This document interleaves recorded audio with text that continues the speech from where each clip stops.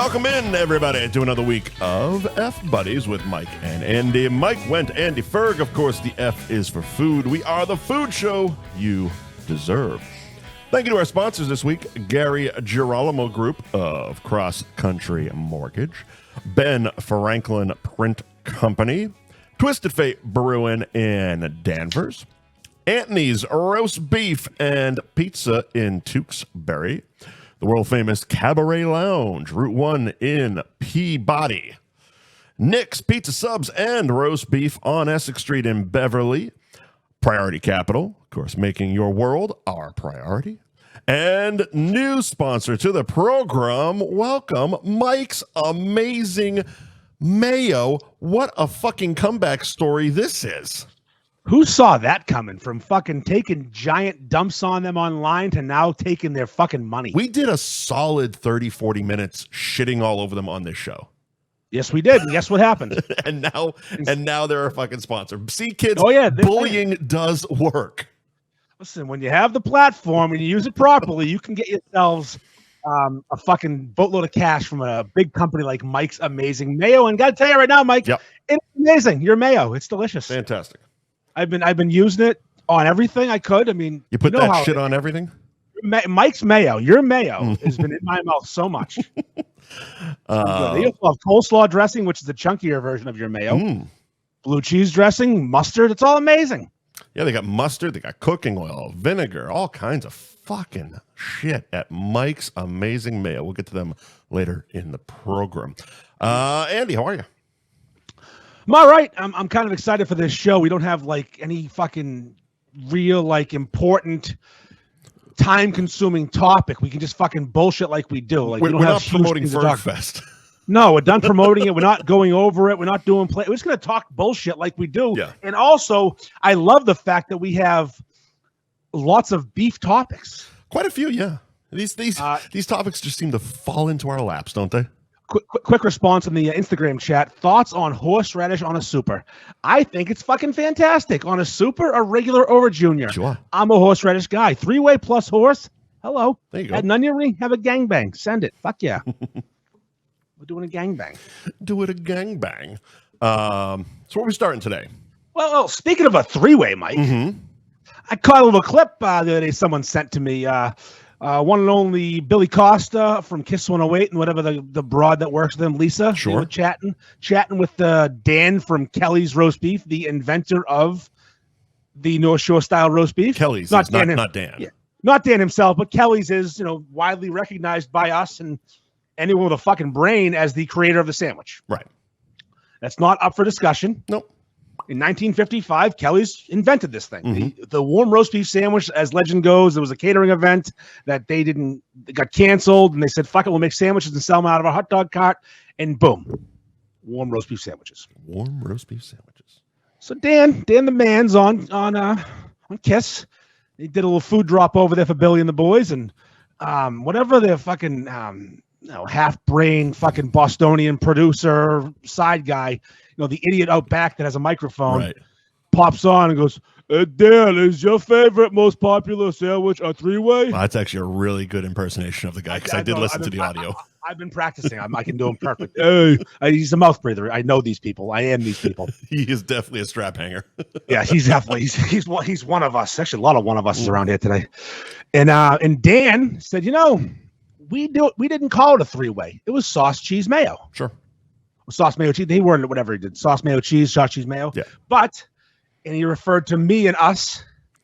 See, this is the part I started to get a little murky on because I couldn't tell the voices. I could only tell Billy's voice, and Dan sounded a little bit similar to the other guy, so I couldn't tell who was the caller and who was Dan. But okay, so Dan was the one that referenced you.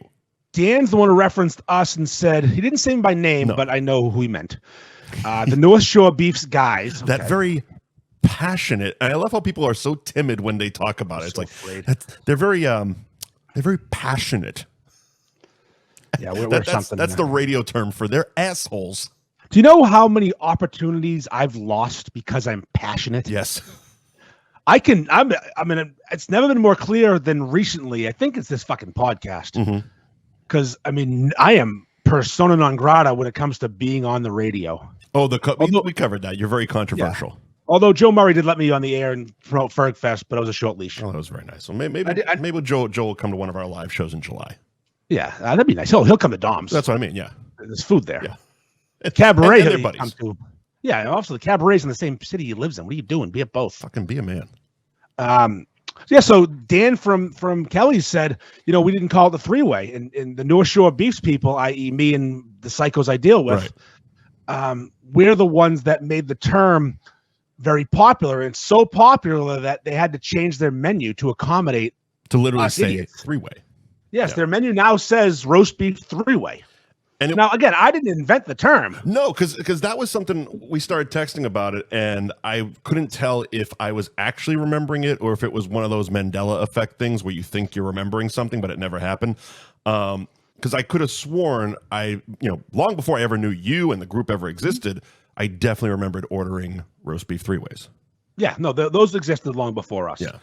But in a small circle and certain people, now everyone says three-way. They understand what it is. It's not just people in the know. Everyone's in the know now. So to the point where Kelly's had to throw your boys some credit saying, yeah, it's because of that fat idiot. He didn't say those words, but I felt those words. You felt it. Yeah, you were passionate. I'm a passionate feeler. Passionate group of people. Yeah, we're very passionate. Just we say fuck a lot. Who cares? It's a fucking word.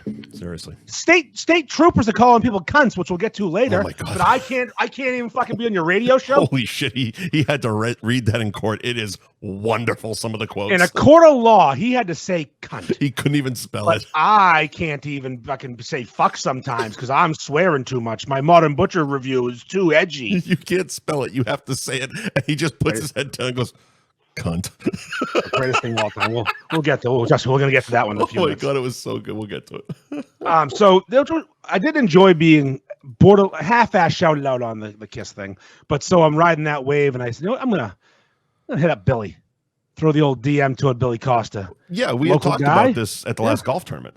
Yeah, his son plays in the golf tournament every year. Me and Chris had a nice long conversation. Yeah. I gave him my number. I said, hey, get your dad involved. Heard nothing. I said, I'll reach out myself. Yeah. I believe the kids would say left on red. Left on red, yeah. Because he definitely, my man Billy viewed it. He also viewed the second message, which was, not aggressive, just more of a reiteration, like, per my last message. Can you fucking respond? Because I want to be on Nesson opposite the other show and rub it in their fucking face. Of course. I won't swear. I promise. And guess what? You can edit it if I do. Yeah. No, they can't associate with me. I'm a fucking douchebag. I get it. It's so weird. It's I can't unring the bell. Yeah. And you can't unring the bell. I say too many bad things. It's funny because it reminds me back when I did my first podcast. I was still working at ZLX, and our boss and my co-host Billy was also working at ZLX, and we talked like two normal fucking people. And my boss sees him, he comes over. Billy smoked, so I was hanging outside with him. And he goes, so I saw this Mike and Billy show, and what's that all about? Like, oh, and of course, me being me, I'm like, it's the best fucking thing you're not on your radio. And he's like, yeah, you guys swear a lot. I'm like, yeah, I know. And he kind of just went inside it, joking, liked it, blah, blah, blah. But it's one of those things. It's like, yeah, but I can work professionally. I've been working for him for 10 years and not cursed once on the air. That's the thing, too, is I've done plenty of live things and not sworn. I got dumped once on Zoe and Beetle for saying scumbag, but that was just you didn't know. I didn't know. I wouldn't say cum guzzling douchebag cunt. That might be allowed, but scumbag that's better. Scumbag, yeah, I know. There's rules, some dumb rules. But yeah, there's anyways. So Billy, he did not respond to my messages. I have the kid push him a little bit. And hey, Billy, grow a fucking set of balls. Yeah. The problem is you Google me. If you see me on Dining Playbook, you throw the Google at me, and all of a sudden you're here, and I'm talking about retards and cunts and midgets. Yeah, we do go a bit hard, but go hard in the paint, especially after this first hour and the first 4 beers, 5, I guess. Hey, what are you gonna do? What the fuck? It's the food show you deserve. It absolutely is. This is entertaining. It's not fucking boring. We gotta be us. Until it gotta be me. Until somebody pays us enough to not say cunt, we're gonna say cunt. Oh, so speaking of something similar to that, just a quick sidebar. I saw Craig from Fibbers yesterday at the golf tournament I played in. Yeah. And he's like, you don't do a lot of work these days now, huh? I'm like, what do you mean? Well, you just, being the beef guy. I go, doesn't pay the fucking bills. I work my fucking ass off. I wish it did. I also do this bullshit. But no, being the beef guy does not pay the bills. It's amazing what perception will do to you, because people do see you that way. Yeah, it's fucking great. I fake it till I make it. I'm still waiting to make it. Like there are a lot of people that don't know I actually work for a living. Oh yeah, no, you do it way better than I do. You still work at NBC according to your bio or some shit. I don't even know where you work. Yeah, exactly. Yeah, you get it all figured out. You got 17 podcasts and you work for fucking NBC and you're a producer like Trent. Yep, exactly. I'm a television producer. Right? Yeah. I think the Johnny Brown's bartenders found out last night, like for the first time, what I do, because I was talking about it and they're like, because I was mentioning having to get up early this morning. Like, what, the podcast? I'm like, that's not all I do. But I do. I'm also in movies. Yeah, exactly. They're like, well, you travel every other week. I'm like, yeah, I was up in Boston. My podcast co-host had an event. It was there. They're like, oh, was that the movie thing? I'm like, no, it's a podcast thing. Different thing. Well, if they didn't know, they wouldn't know. Look, it's like social media for me has always been a curated thing. It is the perception that I'm selling. It's like, I don't give a fuck. This isn't like Google my fucking family. This is, what I want you to see. Exactly. Real life is fucking boring. Speaking of Kelly's. Yes.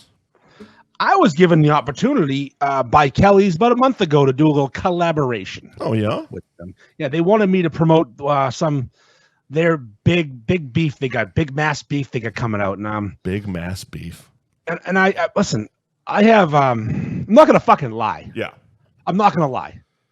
This is one of the reasons I'll never make it past where I am now, because I'm not going to fucking lie. I'm not fake. I'm going to tell you that's why the sponsors we have to be good, because I don't want to fucking lie. Right. Like I've been reached out to. I shouldn't tell you this, but it was actually a conflicting sponsor in Tewksbury. Oh, okay. So I would never do that to Anthony's. Also, they're not very good. Was it another beef shop? Yeah. Oh, okay. We ended up. I think he ended up doing some Instagram thing with me, but I'm like, no, I'm not. I'm not going to have you on the podcast because I can't lie. Mm-hmm. All of our sponsors, Twisted Fate, beer's phenomenal. I am. I'm finishing up the Nighthawk and Dragon. I'm wearing a shirt Ben Franklin made. Yep. Anthony's roast beef is stellar. Yeah. I mean, Justin's a fucking salt of the earth guy. I know he wouldn't fuck with Priority Capital. Yep. Gary's selling mortgages. He's fucking awesome. The Cabaret is a titty bar that I love. Right. I just started enjoying Mike's Mayo because they started not being assholes to me. It's actually really fucking good. Yep. So like you can say, oh, no integrity. No. And of course the Good Nicks. And also they gave me the Good Nicks. They gave me the Mayo 2 weeks ago. Yeah. I didn't start talking. I didn't try it till I knew we had a deal going. So I don't want to like it. Right. God but forbid. no, it's fucking delicious. It's good. It's better than most Mayo. Right. And Nick's is awesome. So exactly. So when Kelly's reached out for a collab, I'm like, I wasn't rude, but I blew it off. I kind of brushed it off. I'm like, nah, we'll see. Mm-hmm. Well, they moved on from me and went to another local douchebag. Sure. Who was more than happy to lie. Oh yeah, I thought he had that little thing called Tegrity. I hope he got paid a lot of money to say this. Probably not. He actually took a bite of a Kelly's beef and was taken aback at how good it was. Visibly gasped. The old. Yeah, he had to put it down. The fucking cum face. Good. Yeah, it was that good. He had to put it down. I got checked real early on in the TV show with the cum face. Almost like I think it was the second or third week. I was out with Will. And he's like, yeah, I watched your show. Stop doing the fucking cum face. I never did it again. Because it's no more cum face. It's such an amateur hack move, and you see all the influencers do it, and it's just like such a ugh. Moving on. So his fucking guy does this review, and it acts like Kelly's is the greatest thing of all time. So I'm gonna go to Kelly's soon. And you actually are. I'm gonna go to Kelly's, not as part of a collaboration. I'm going to go to the drive-thru in Danvers. Fucking mercenary. I'm going to drive through in Danvers. I'm going to order the big mass beef, and I'm going to do a video review of it. Now, I know because Kelly's is now franchised, and different shops have different owners. Do you know which ones are owned by which people? All the ones in Mass are owned by the originals. Okay, because I know the Florida ones are all different. They're all different. No, they're the same group. Okay, but they're different from the Mass ones. Right. So that's I forget the name of the company. We know the fucking people own 110 Grill. People, yeah. Yeah. So they own the Florida ones. So the Mass ones are all owned by the original Kelly's people. It is weird that the Florida ones are better than Massachusetts, aren't they? Except for actually, no, I heard the airport one is not owned by the same people as the Mass ones. They're not a franchise. They're like he explained it on the show. Yeah. It's complicated. But I'm going to get one. I'm going to fucking get them. Sure. Big Mass beef. I'm not going to say anything besides Big Mass beef 3-way. It's going to come in a fucking plastic container. Yep. It's going to look like a fucking nightmare. Yep. It's going to taste like a fucking nightmare. And I'm gonna review it honestly. I might do the exact review he did with the stupid voiceover. Yeah. And that fucking game. But honest. Oh, dead honest. This thing fucking sucks. I wouldn't feed this to a fucking dog. If I loved my dog and I'll go off. Yeah. It can't be good. They're not good. So why do you lie? Everyone that watches that and goes and gets the fucking beef is going to be mad at you. Yeah. I mean, you got to be honest. His looked good. It did. Well, you do. Because he was sent there. You do. Fine. Maybe I'm the only one. Me and my buddy Mikey P from What Did You Eat Today, Sir? Which is a hard follow recommend because I like that guy. He's honest. What is it Even again? if someone, it's at What Did You Eat Today, Sir, on Instagram. Mikey P. He does beef reviews. He does reviews of everywhere. Like he goes to fucking what did we go to? Cheesecake Factory. Full review. Hilarious. With his fucking girlfriend and his girlfriend's daughter, and they're in the videos, and he hates everything. His fucking place sucks. He says it. He's your guy. Yes, but how awesome it would be if one of us idiots that talk about food could get the Cheesecake Factory in our back pocket to sponsor us? That'd be great. The bitch of it is you have to talk nice about him. This kid's taking a giant dump on them, and I love him for it. We're not going to get famous. We're going to have fun trying. Yeah. And we're going to be honest about it. Yeah. Anyways, Big Mass beef. Take a Big Mass shit in your forehead, buddy. Well, I mean, the whole influencer thing, and especially like the guy you're describing that did the Kelly's one, it's the modern day infomercial. Yeah. They pay him short money to come in and talk very nicely about it and run it a million fucking times. It's an infomercial. I hate it. Yeah. Because he also the same person did an awesome Modern Butcher video.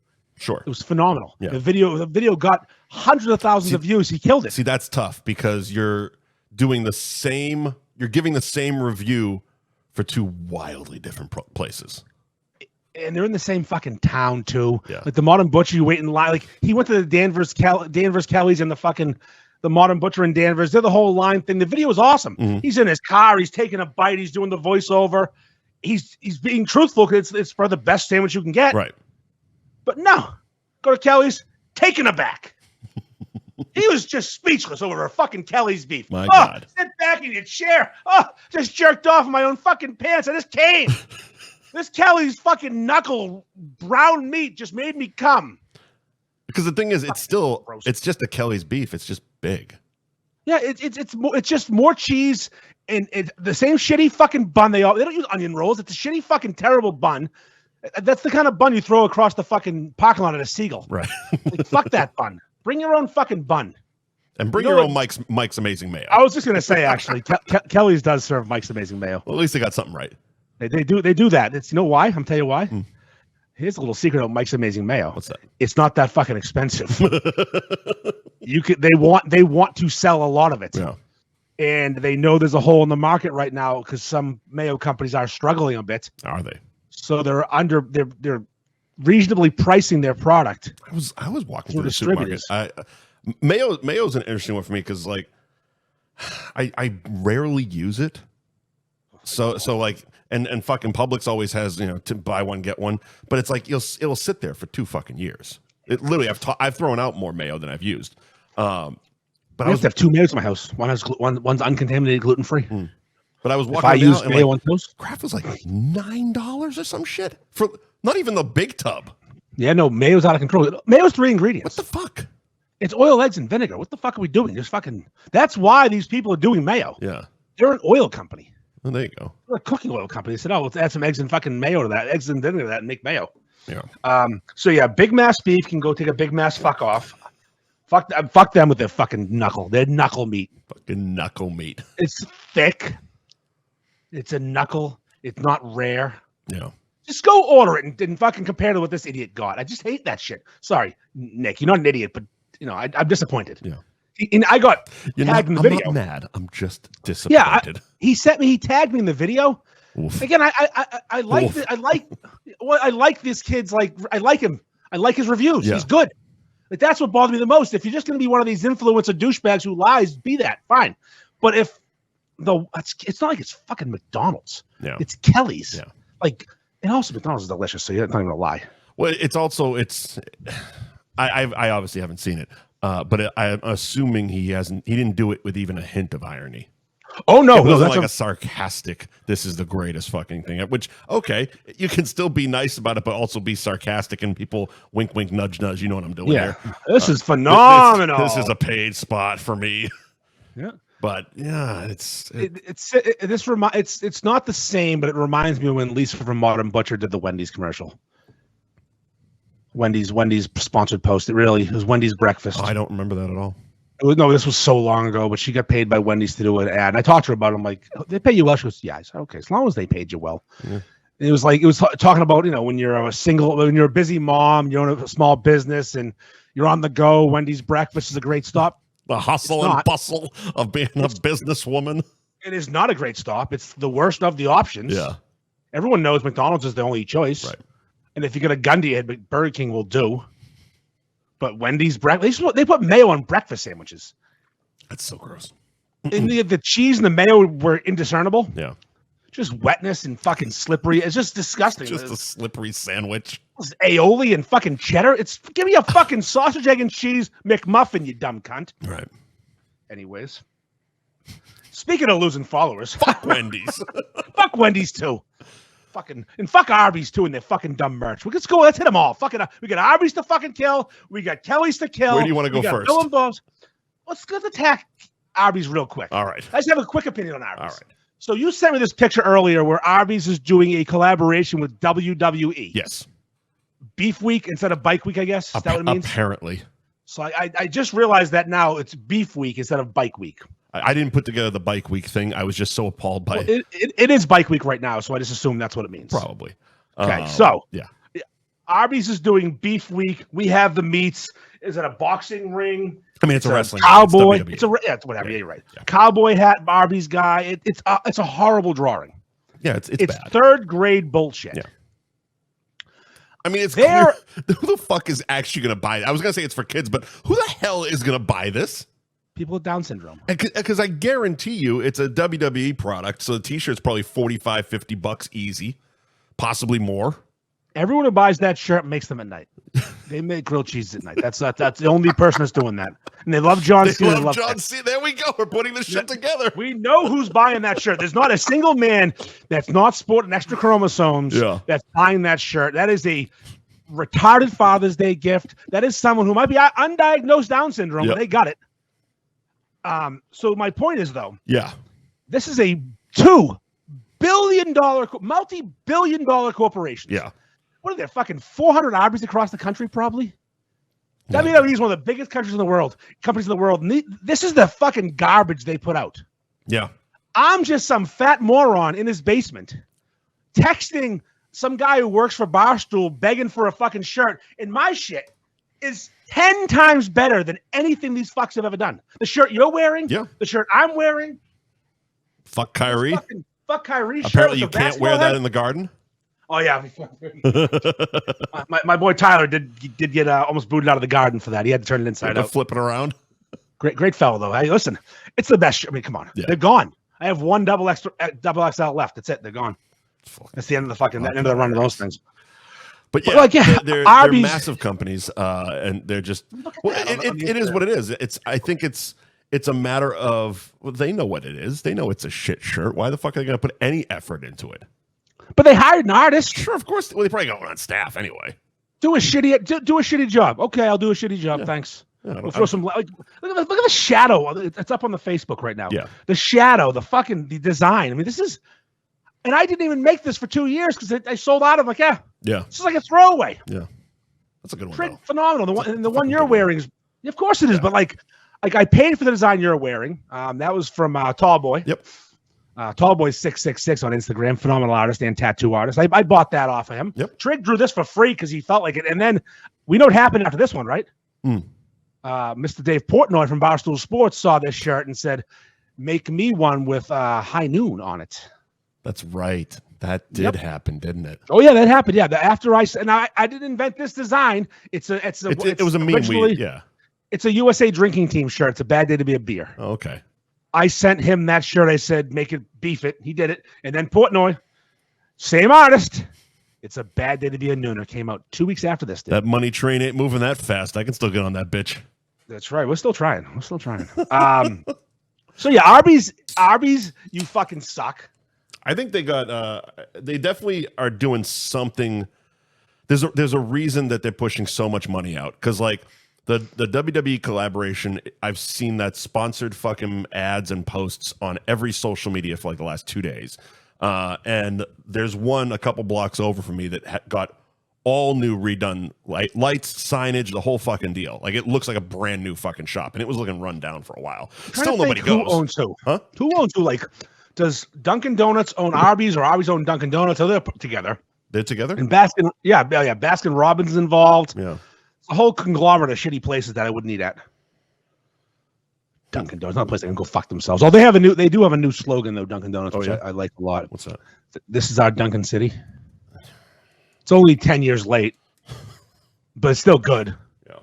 And they didn't hire David Ortiz to say it, which would have been fucking awesome. This is our Dunkin' City. Why wouldn't they? I'm pretty sure he already has a contract with him. Why wouldn't they just have him do it? It's just on a billboard. Have a picture of him. I drive by it all the time. This is our Dunkin' City. Fucking slam dunk right there. Of course it is. Do you know Shaq has a chicken place? That I did know. Yeah. It's called like Big Chicken or Big Shaq's Chicken. He's another one. He's got like 87 kids he has to feed. Do you know he spelled chicken correctly? Why wouldn't you spell it CHIQN? Chicken. Because your name's fucking Shaq.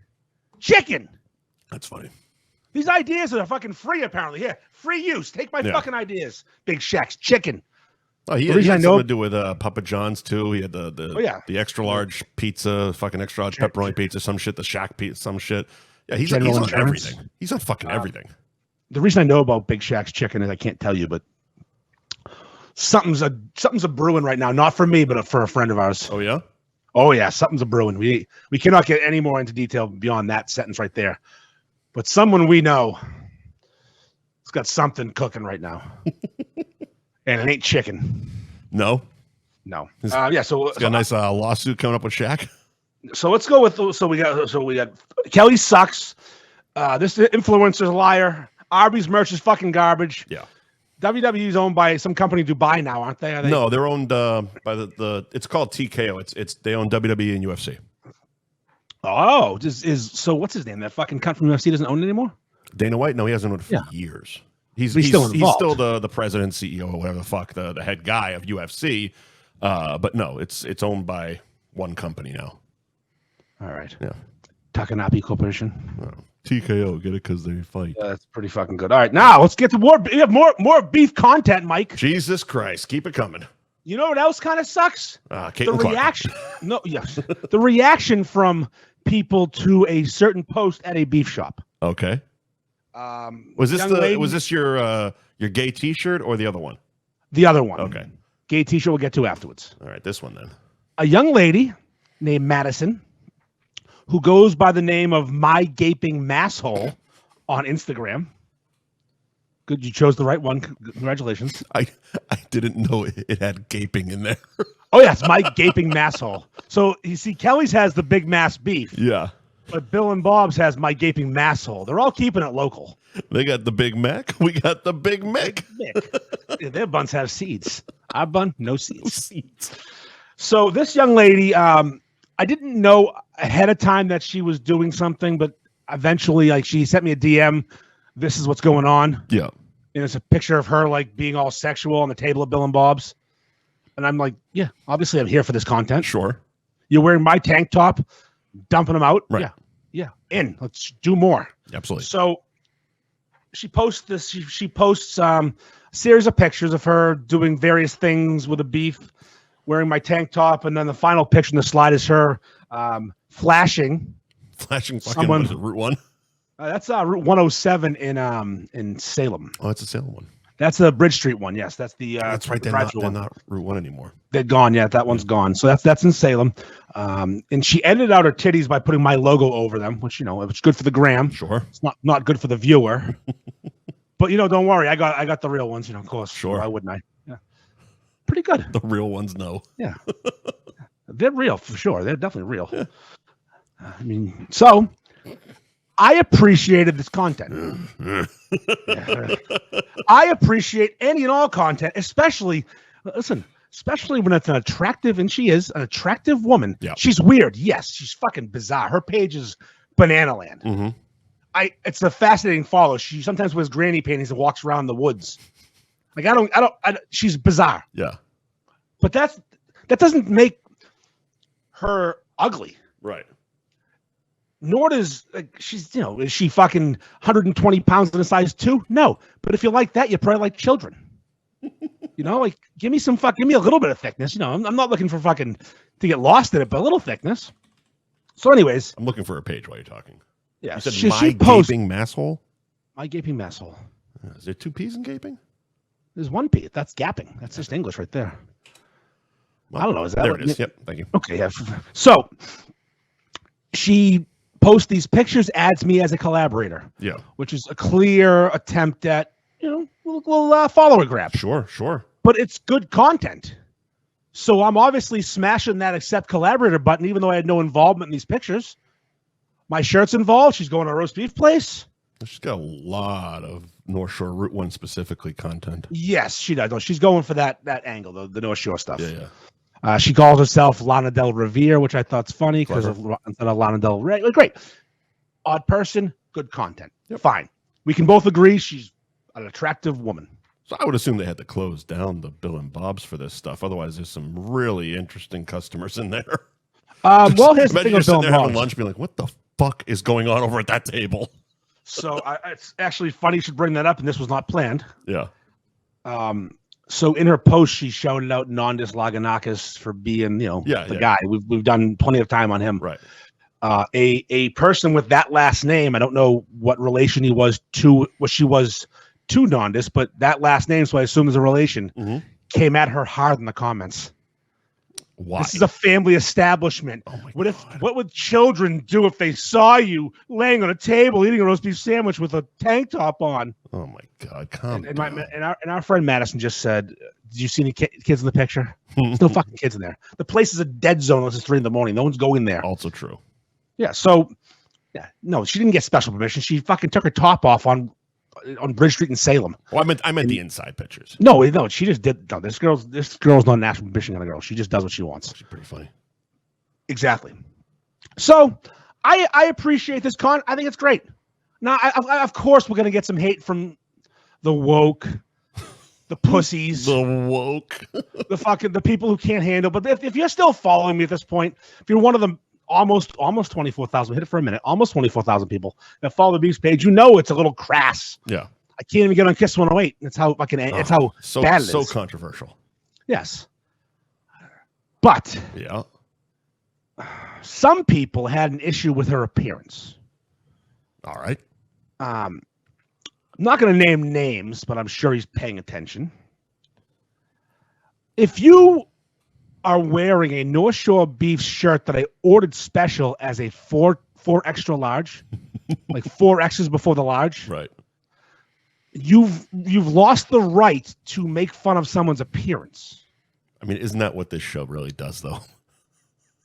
Okay, fine. We usually address that though weekly. Listen, we're both in 2 X's, first of all. Oh yeah, but also, but in it. Yes, but also we couch it often with, we know we're gross slobs, right? But here's our opinion on this. Sure. You don't come at someone on the Instagram with like aggression. Yeah, we're not. Like she can see that she can see your words. I make fun of Caitlin Clark. She's never seeing this. No.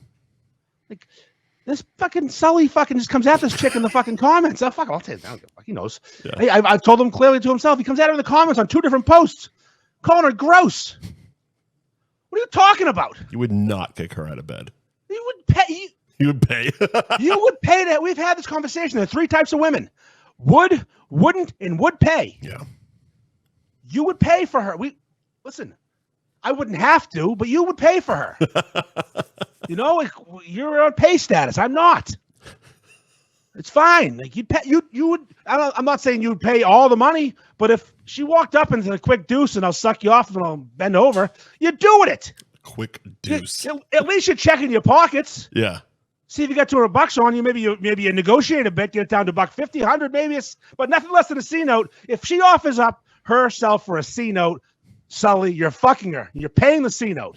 She's not gross. Start warming yourself up. There's an ATM right across the street. Yeah, she's not gross.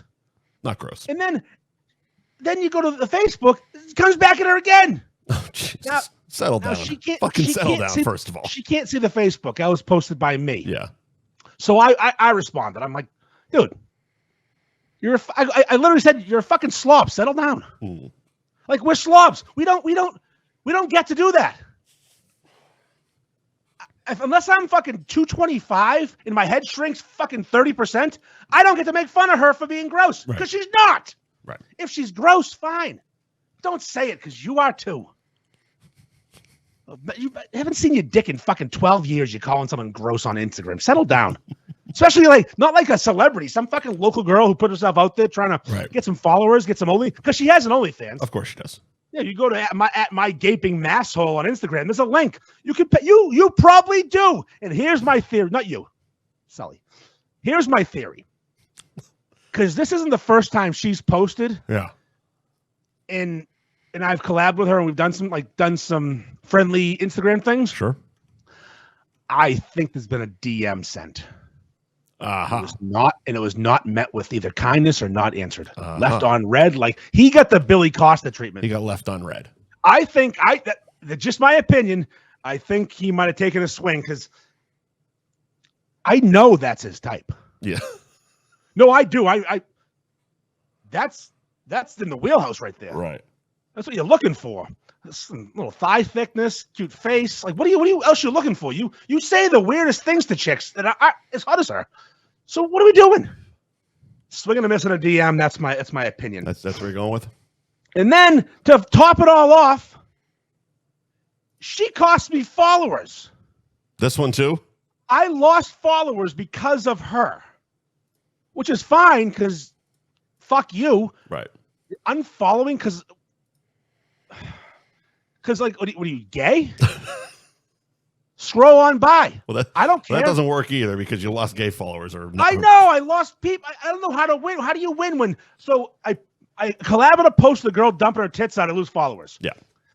On Saturday, I just posted a picture of a T-shirt that Joe made me last year because I made a meme with this phrase. Yep.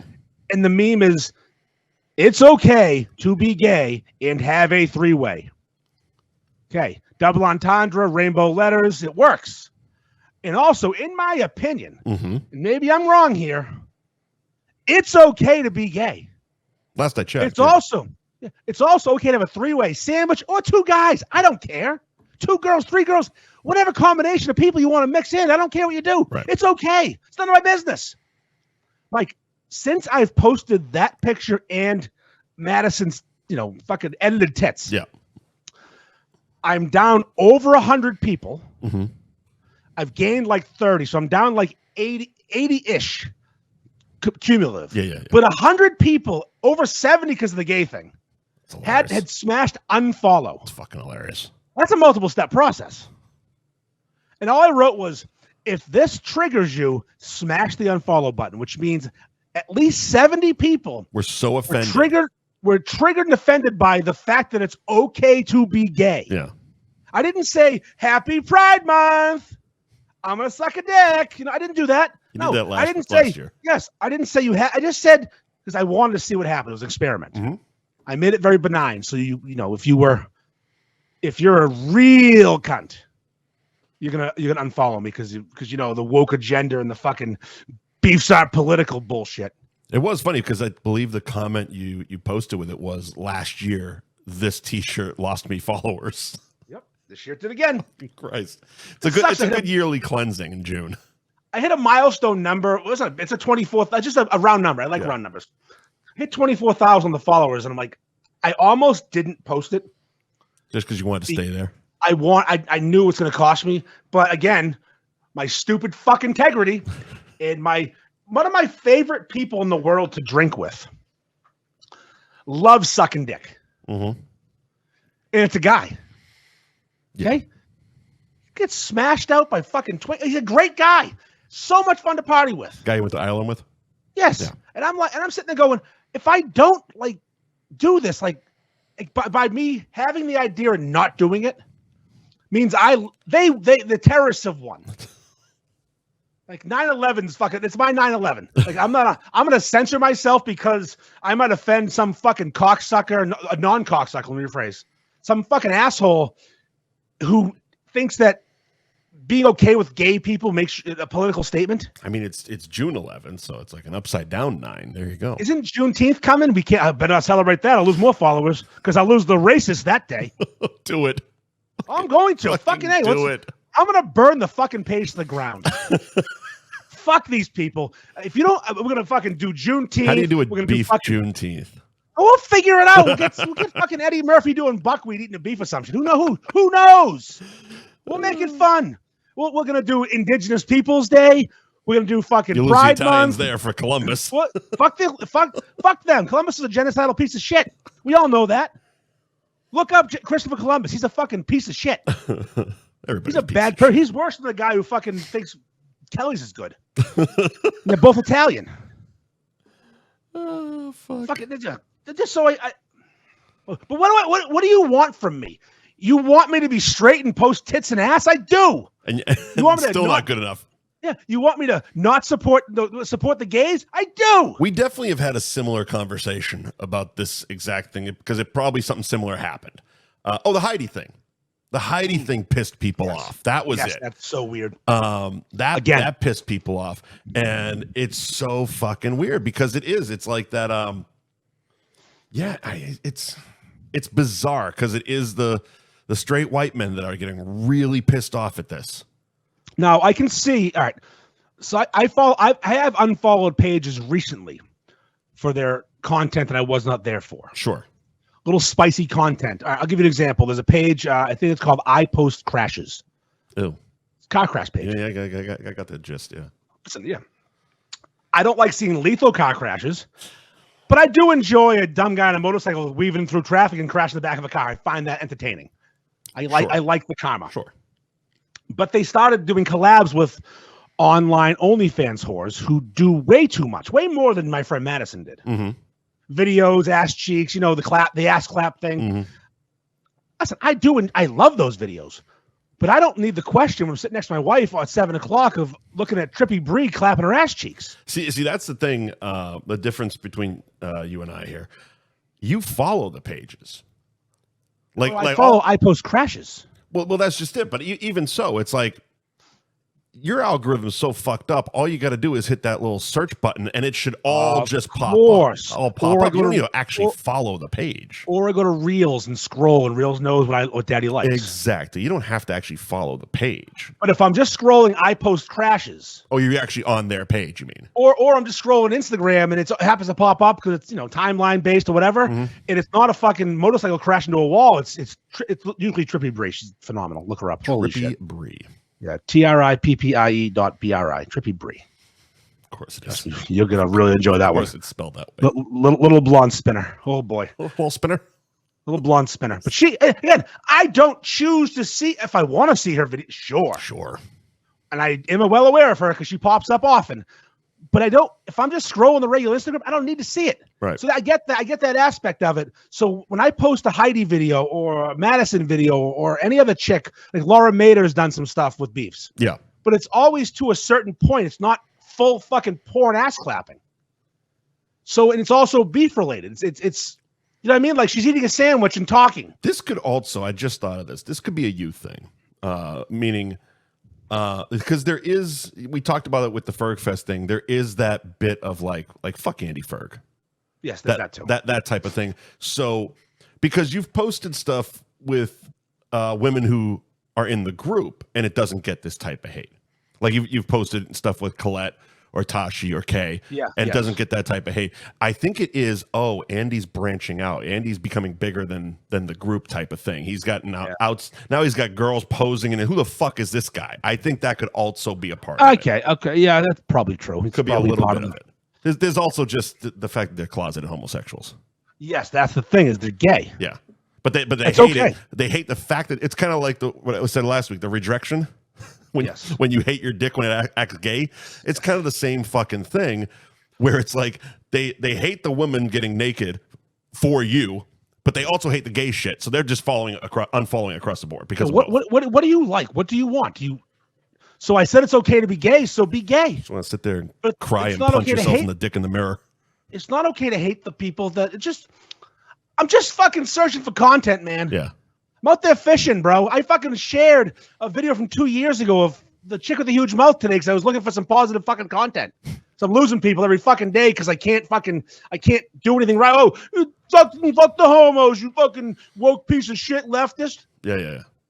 It was funny that because you said you reposted the Sam Ramsell video, and it was funny to look back on. I'm like, oh, look at it, it's Awkward Andy in the video. Yeah. You've come so far. I'm not even you were so like, what the fuck is the camera doing in my face? That's right. No, I'm way better now, and that's the problem. I'm losing fucking people left and right. You got too confident. Yeah, that's the problem. That is the big problem. Actually, people like the Awkward Andy. People like the fucking little gerbil worm that I used to be. Couldn't even order fucking Dunkin' Donuts oatmeal. Literally. That's right. Oatmeal. I couldn't order fucking oatmeal. I used to walk with oatmeal. Couldn't even look at people in the eye. Now I'm in there like I'm telling her to smile because I'm that guy now. Yeah. Hey, smile, toots. You get better tips. I didn't. Shit. I would never say that. I'm too nice. All right. I don't know. Speaking of gaping massholes. Oh, yes. Fucking Gary Girolamo, the Gary Girolamo Group. This big. Cross Country Mortgage. Website is buyandrefywithgary.com. And of course, the Instagram is at buyandrefi. The guy's killing it. Even in this current climate. Yes. In this current situation where the housing real estate it is a problem. Well, the thing is, the houses are going for still a ton of fucking money. Yeah.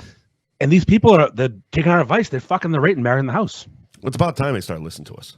Well, they're taking the advice. They may not talk about it because we're passionate. We're passionate, and we can't fucking you can't say you like us. Right. I don't know how it is, but a lot of people listen, but no one talks about it. Yeah.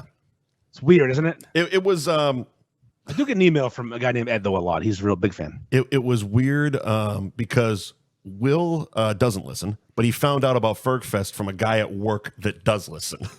There you go. He's like, you know that guy on that podcast, right? And he's like, yeah. He's like, they're doing that event. And Will text me. He's like, are you coming up for FergFest? I'm like, oh, you listen? He goes, no. Fucking dick. I got a text last Wednesday from a person I haven't talked to in 10 years who moved away. We used to be good friends. He moved to New Hampshire. Like he heard about this. Hilarious. In the fucking podcast and the beef thing and the fucking FergFest and fantastic. Now we're getting lunch together pretty soon. Probably going to give him a fucking reach around. See that, F-Buddies, bringing people together. Just like Gary Girolamo and the Gary Girolamo Group of Cross Country Mortgage. That's right. Putting you in a new home, kind of, sort of. Yeah. New home, refinance your old home. Fucking do it. Yeah. With Gary. I can't wait to fucking sell my house. Yeah, fuck your old house, too. Yeah. Fucking rating its nice big house. Let's fucking come in your carpet, then move out. Be a man. Be a man. Don't even tell anybody. Just fucking jerk off on the hardwood. And don't use bleach. That way, if they blacklight it, they'll know. Oh shit! Thank you, Gary Girolamo and the Gary Girolamo Group of Cross. We can't get on fucking mainstream radio. That's bullshit. What's that? I can't believe I can't get on mainstream radio. It makes no sense. It is. You're too controversial. I just said, "Come in the carpet, be a man," but I can't believe I can't get it. What the hell's wrong with me? It's bullshit. Sell your house and come all over the carpet. That's right. The last thing you do in your house, you come in the carpet, and that's how you establish dominance. Then their dog comes and licks it up, and then they lick their face. You just came in the guy's wife's mouth and you didn't even know about it. You're claiming your sticky territory. That's right. Thank you to Ben Franklin Print Company. 177 North Main Street in Middleton. BenFranklinPrintco.com is the website, and at BenFranklin_PrintCo is the Instagram. Mention F Buddies, get 10% off your next order, kid. Everyone knows the fucking gravy train is. Joe's fucking amazing. He's killing it. Cannot say enough good things about him. Especially like he came up to me and just he's like, so the double X's, those fit well for you? Like he was checking on the size of my shirts and stuff because he sent me a couple of the Ben Frank shirts too. Yep. And I'm like, yeah, double X is good. And of course, Will's giving me shit. He's like, yeah, right, double X, fuck you. And I'm like, no, Joe's double X is fit. That fucking the Chinese shit I order online, I got to get like 4X on. Yeah, because they're basically a 4X is a small over there for some fucking reason. Yeah, no, they're confused. They're Chinese. Their eyes don't fully open. It's fine. But Joe's is not Chinese. Joe's not Chinese. Joe is not Chinese. I think he's German. He's not Chinese. And he will take care of all your printing needs. If you need T-shirts, fucking need your boat wrapped, you need a sign, you need a fucking truck wrap. Even if you got an e-commerce business, he will take care of that as well. BenFranklinPrintCo.com. Again, mention F Buddies, get 10% off your next order. I've seen on his Instagram story quite a few people we know using Joe now. Everyone's using Joe. Fucking Pete's and Woburn. Speaking of that fucking sign was awesome. That fucking liar, though. What? I didn't buy that fucking sign for him. Okay. I don't know what I hope I'm not getting a bill. Well, more importantly, there's going to be expectance for one next year for the award. That's the thing. It was a funny thing that George did, where if you didn't see it, he got one of his windows wrapped. Basically, Pete's and Woburn is tiny, and when they get there in the morning, they take a lot of the stuff from inside and put it outside because they can't work in the kitchen. So like the mop's outside, a bunch of shit. Yeah. And when you walk up, the first thing you see is Pete's pile of shit, George's pile of shit. Right. So he wanted to get that window wrapped, so he couldn't see it. Sure. So I was gonna get him some stickers that said Beef Madness Champion. He said, "Don't worry about the stickers. I'm having Joe wrap these windows. Can I use your name?" I said, "Yeah, put it on there." Yeah, great. And then he posted a picture and said, "Thank you, Andy, for doing this. You're not as cheap as they say." I'm like, "Yep, I didn't pay for that." I took it as truth. Of course, everyone did. But you're right though. Next year, if someone else wins, they're gonna want their fucking window wrapped. They want that window wrap either. I'm not buying you a window wrap. That's your problem. Fuck you. Did you even print him out like a fucking certificate? I was doing that, and I sent him a thing. He said, "No, Joe, going to make me rep." Yep. Now it's the standard. You got to get the winner a wrap. You got to get in there and get a Pete's T-shirt. Those T-shirts are fucking sweet. I love that old really logo. Good. I love that old school shitty logo. That's actually it's terrible, but it's awesome. Yeah. Like the Beachmont thing. Yeah, I got the Beachmont shirts. Yeah. Like this is a terrible shirt, but it's fucking awesome. It's hilarious that you made Beachmont shirts. Place I went to once to give a shit review. It's fucking hilarious. But you know what? I have no shame in my game. No, of course not. People. I reached out to the guy from Beachmont. You know the guy from what's that show? HBO show about the Bill Hader when he's the pitman. Oh, Barry. Barry. So the Beachmont owner and the bald dude from Barry. Yeah. Oh yes, Barry. Ooh. They are identical twins. Oh, okay. With their fucking no eyebrows and weird heads. Okay. And I remember he fucked with me a little bit and used the page, and I let him, and he kind of got a little. He beat me. He used the page to sell a slicer that offered me a commission, but sold it off the page, so I didn't get commission. Oh, gotcha. He beat me. Gotcha. So, well, now you get a logo on a fucking T-shirt, buddy. A little bit of payback. Maybe you should have trademarked that, sir, because I looked into it and you didn't. Now it is. Now it's I don't need trademark shit. Fucking steal my stuff. And Joe, by the way, Joe printed those, of course, and they're phenomenal. Of course he did. And yeah, they're for sale on the merch site if you want to go look at it. Thank you to Twisted Fate Brewing in Danvers, Route 114 in fucking Danvers. Yes, sir. Enjoying one. This is actually the last of the Nighthawk and Dragon I have down here. Oh, I'll have to ship you more. Go to twistedfatebrewing.com. Click on Find Our Beer to figure out where you can find Twisted Fate Brewing in liquor stores and in bars. At Twisted Fate Brewing is the Instagram where you can find the weekly taproom hours. Be sure to say hi to Dave when you swing on by and get yourself some good beers. What do we got next, Andy? Caitlin Clark. Is that where we're going? I want to talk about Caitlin Clark. So bad.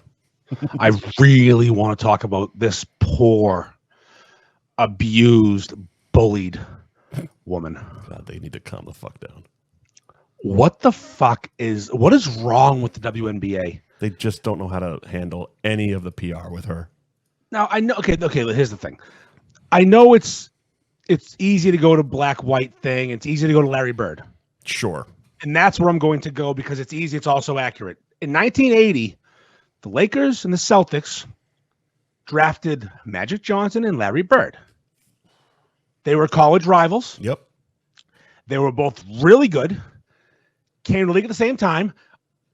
And the teams that drafted them were also rivals, which is not important, whatever. So now the WNBA is Caitlin Clark and Angel Reese. Right. One black, one white. Both really good college rivals. Right. Okay. Lean the fuck into it. Everyone, all hands on deck. We're a dying, losing money league. They don't make money. The NBA supports the WNBA. Yeah. They lose money every day they were in existence. So you finally have this. You don't have to mention it. Don't talk about it. But feed the rivalry. Right. Bird and Magic saved basketball. Basketball is dead. You get this chance now. Instead of that, though, one, they're bullying her on the court. Are they though? Okay. Oh no, they are. They're assaulting her. It's a fucking sport.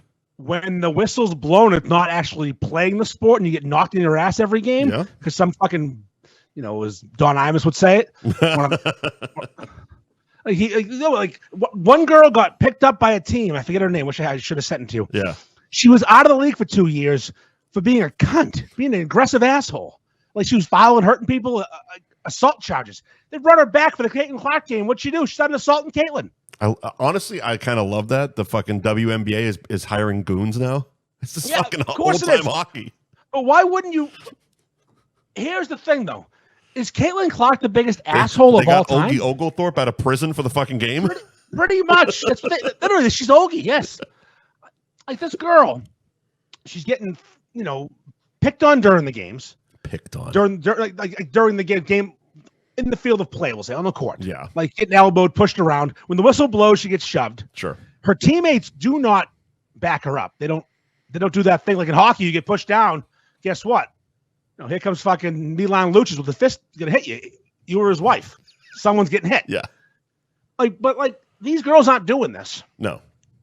And again, that's all bad enough. You're idiots for doing that. Sure. Then they announced the fucking Olympic team. Yeah. And did not choose to include the most popular person in your sport. What the fuck? Why are you so dumb? For someone who's never watched a WNBA game, is it the same, like the court size, the basket height, is all of it the same as the men's? No, the ball's a little smaller. Okay, because I was watching highlights the other day, and that's exactly how it looked. I'm like, this just looks smaller. Well, no, it's adjusted for the average height of the player. And she's fucking just draining like half-court shots. I'm like, there's no fucking way that's the same distance. It's only so the height of the basket's the same. Yeah. But the 3-point line's moved in a little bit. That must have been it. Because she was way behind the fucking 3-point. A tiny bit smaller. But she's like Steph Curry shooting. On that level. I mean, you don't watch as much basketball as I do, but he just shoots from the like they say from the logo, which is usually off the side for center court. Just off center court. Yeah. She bombs it. Yeah. And it's exciting. And she's wicked arrogant, which I can see being a problem. Yeah. Very arrogant. I mean, we had this discussion off air. If they knew how to fucking lean into it, this is fucking, again, classic pro wrestling 101. Yeah. Just watch Vince. Just fucking whatever he did. Go back and watch the NWO. It's like everyone hated him in day one. They're throwing trash in the ring at them, fucking despised them. Guess what? It's still a top-selling T-shirt, and those guys haven't wrestled in over 20 years. Mike, I made the T-shirt. You made the exactly. Yeah, exactly. I sold. It's sold out. It's gone. Be a fucking heel. It's fun. Yes, like in the team, the Indiana Fever, who she plays for, should lean into this. And I feel that's a lot of the problem because the only times I really hear about the WNBA is somebody's being forced to apologize for something they said about the WNBA now. Yes. There's a lot of that. It's like you guys need to thicken up your skin and realize that in this moment, you have the momentum. There's gonna be fucking people that are gonna talk shit. Ride it out. Don't, because when you start making people apologize, you're coming across as the bad guy. Yes, you're Period. alienating. It doesn't matter what they said, even if it was fucking awful. We did the Pat McAfee thing last week or a week before. Even if what they're saying is negative, you're still going to be in the wrong when you start making them publicly apologize, because it's like, ugh. You know what people are going to say? Oh, these girls don't have thick skin. Yeah, she is a bad bitch, though. I mean, sure, own it. She's a bad bitch. You sent me that link right before we went on the air. Attendance is up 156% from last year. Yep. About 400,000 fans have attended WNBA games this season. Mm-hmm. Are they even at the halfway mark? No, it's just okay. Season just started. Exactly. Let's see. WNBA Countdown, which I'm guessing is their pre-show. The ESPN is averaging about 750,000 viewers, a 211% increase from last season. They had 12 last season. Yeah, all 12. The WNBA online merch store has already set the single season record, and there's 4 months left in the season, up 756% compared to last year on merch sales. Social media through the fucking roof. 157 million views the first week of the season. All-time high for League Pass subscriptions, which is, I'm guessing, their streaming thing, which is a 355% increase from last season. Gee, I wonder why. I mean, it seems like people want to see old Caitlyn. We did the Angel Reese thing last week where she said it was about her too. Okay. Yeah, no, she's very good. Okay, but she's not. Good. She's not. But no. But it's okay. Is Angel Reese on the Olympic team? No. And nobody's saying why is she snubbed? Nope. The reason some of the reasons they gave, which so dumb. One reason was the reason is that Caitlyn's not. That she's not the team. Caitlyn's not the team. One reason was she wouldn't get the kind of playing time her millions of fans would want. I heard that when it was bullshit. So we don't want to put her on the team to have a distraction. Her millions of fans. Not one girl on that team has millions of fans. Did I text you or somebody else that Taylor Swift didn't play a single fucking down of football last season, but a whole shitload of fucking Swifties were watching those games. Lean in, and NFL. You're smart. I mean, obviously there's a limit to how much you show her. The Olympics are on Universal Peacock. You know, those executives like, you motherfuckers. Exactly. Now, ratings bonanza. Yes. So, what was I saying? Olympic excuses. Olympic excuses. That's one. Not enough. Other one was she didn't attend the mandatory meeting, tryout, blah, blah, blah, to be considered. Okay. Do you know what she was doing during this mandatory thing? Nope. Playing in the NCAA Final Four. Ah, there you go. Okay, sorry, I couldn't blow off my fucking college championship to watch Diana Taurasi lick box. To fucking audition for the Olympics. Yeah, Diana Taurasi's 42 years old. I don't know who that is. She's the point guard for the U.S. Olympic team. This is her 6th Olympics. Take a seat, you drunk driving cunt. You really deep dove into this one, huh? Well, yeah, I know Diana. I'm actually a woman's not WNBA basketball, but I used to watch women's college basketball because UConn was so fucking good. I used to love watching curb stomp people. Gotcha. And then, once in a while, like South Carolina would be good or someone. Listen, I like basketball. And also the women, the broads, fundamentally sound because they can't jump out of the gym like the men can. Mm-hmm. They got to learn that bank shot, that bounce pass. It's actually fun to watch. Yeah, nobody can dunk in that league. And I've also told you when I was 15, I jerked off for Rebecca Lobo. So I have a connection, a lifetime connection to these broads. She had a horse face, but damn it. Those legs look terrible. I still did it. Mike Sullivan Sully over fuck that. Throw out of bed. Sully's over here telling me Madison ain't fucking hot, and I'm jerking off Rebecca Lobo. We are not the same, my man. Not the same person. And it's just put her on the fucking. I don't understand. Do you want to grow the sport? Yeah. You don't have to play. Larry Bird. Here's an example too. More Larry Bird examples. Sure. The 1992 Olympic team. Larry Bird was a broken down, useless pile of fucking flesh. He couldn't even sit. When he wasn't playing, he was laying down on the court. Yes, his back was already ruined. Michael Jordan just addressed it because a lot of these players have way more say than they should in these teams. Yeah. Which is the issue with the women's team because Taurasi and Sue Bird didn't want on the team. Another old fucking. That's funny is I want to say it's racism, but Taurasi's white and Sue Bird's white, so it's just cuntism. It's jealousy. It's jealousy. Yeah. Let's be quite honest. She's the new thing. Yeah. So Michael Jordan said, we called it the dream team.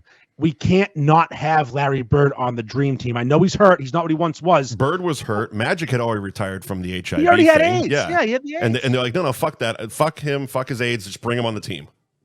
You know they didn't have the team, though? What's that?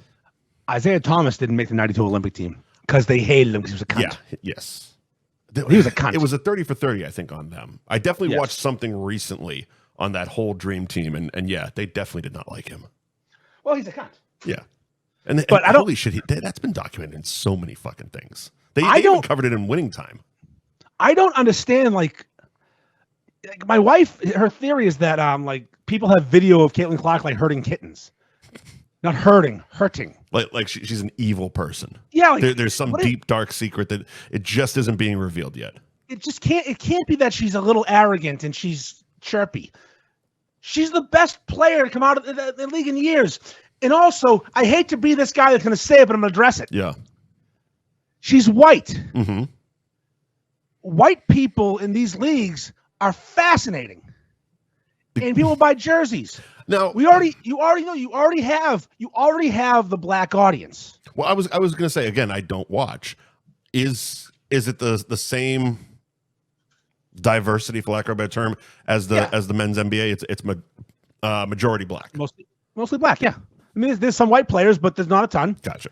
And again, Diana Taurasi's, I don't know, she's fucking so black, she's clear. Mm-hmm. I mean, she's so white, she's clear. Yeah, whatever. She's got cornrows and shit. She's fucking weird. Gotcha. Loves eating box. But another issue too. We'll address it. Uh-huh. Caitlin Clark's not gay. Aha. Uh-huh. So you get a league predominantly full of women of color who like vagina. Here comes Whitey looking to suck some dick. Also draining threes and being a little cocky about it. Mm-hmm. I mean, we've got a recipe for a non-friendship here. Sure. So I feel like, I don't know why Billy Costa won't have me on. I'm saying the right words. Yeah, definitely. Whitey looking to suck cock is like, put on a t-shirt. Whitey looking to suck cock. Listen. So it's like, she doesn't have cornrows and love eating box. I'm a poet. It's a thing. It's poetry. But like, I think, it's jealousy. It's hatred for who she is. Yeah. It's her arrogance. Yeah. She just showed up in the league and she needs to pay her dues. Oh, fine. I agree. But put her on the fucking team just for the exposure of it. Help your league. So the two you mentioned are older veterans, 40s, you said. Yes. Is there anybody from this rookie class that is on the Olympics? No one made it. But you know who made the 92 Olympic Dream Team? Who? Christian fucking Leitner. You know who that is? I vaguely remember that name. Vaguely. He was best. All right, so in the 1992 NCAA finals, the Duke center named Christian Leitner. That's right. Took a long pass, turned around, made a jump shot to win the game. That's right. He was put in the team instead of a young man named Shaquille O'Neal. Wow. That was the same looking class. Back, huh? Bit of a mistake looking back. What no one knew then. Christian Leitner was the best college player, and Shaq was this project. Yeah. But still, they put Christian fucking Leitner on the dream team, and these idiots couldn't put Caitlin Clark on their team that's going to win every game by 50. Yeah. They haven't lost a game in the Olympics in 20-something years. Diana Taurasi, I believe, is undefeated career in the Olympics. So that could also have something to do with it, especially if they're getting to that point of wrapping up their career. Well, fuck her. She's going to have her time soon enough. She's 42. No. Go away. The other one. You know what I mean? Who cares? Go away. Yeah. Put Whitey on the team. Put that cock-sucking Whitey on the team. Yeah, fucking let her suck Olympic dick. Out there sucking swimmers' cocks, living her best life, just necking fucking those long, tall, lean bodies. They probably have small ones because that's too much drag for the big one. Really? You got to be 6'4", 210, have 37 abs and a tiny dick, and you are going to be the best swimmer of all time. Yeah, and have a weird fucking nose like Michael Phelps. Too much drag. Way too much drag if you hang in brain. Oh fuck! It is idiots. One more thing on this. Yeah. Here's the example that you need to hear to know the Caitlin Clark's impact besides what you've read. Mm-hmm. Last week, the team that Angel Reese plays for, and I can't think off the top of my head, they played in an arena, a certain arena, an away game at this team. Sure. On a Friday night. good attendance. 10,000 people exactly showed up, which the article I read felt that number might have been suspect. Yeah. Not 10,127. Right. 10,000 exactly. On What a the milestone dot. number. What a milestone number that was. Yeah. Good on them. Which is great attendance for a WNBA game. And Angel Reese is a draw. She matters. Mhm. The following night. Just ask her. Yep. In that exact same stadium. The same home team, only the Indiana Fever with Caitlin Clark came. Yep. Same weekend, next night. Yep. They broke the attendance record for a single game in the WNBA, over double the previous night. Over 20,000 people showed up. That's more than come to a Celtics playoff game. Well, so they untarped the balcony for that one. Yes, Yeah. There you go. They showed both sides of the court. Okay, so we're done discussing how important she is. Right. You done fucked up. And I have a feeling there's going to be an injury. If they have any brains, someone's not going to be feeling their best. Mm-hmm. You know, a little torn labia or something. You mean? Yes, maybe Sue Bird tears a fucking nipple or a labia or a fucking, whatever women have. Fucking ovaries, torn ovary on fucking Diana Taurasi, and all of a sudden busted an ovary. Yeah, fucking her. She had to have a hysterectomy. I don't know how it works. These I don't broads, know how it all works.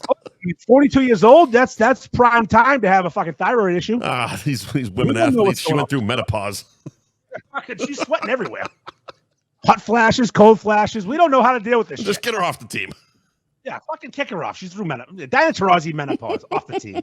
Imagine if they did that in women's sports. She's out today. Why? Period.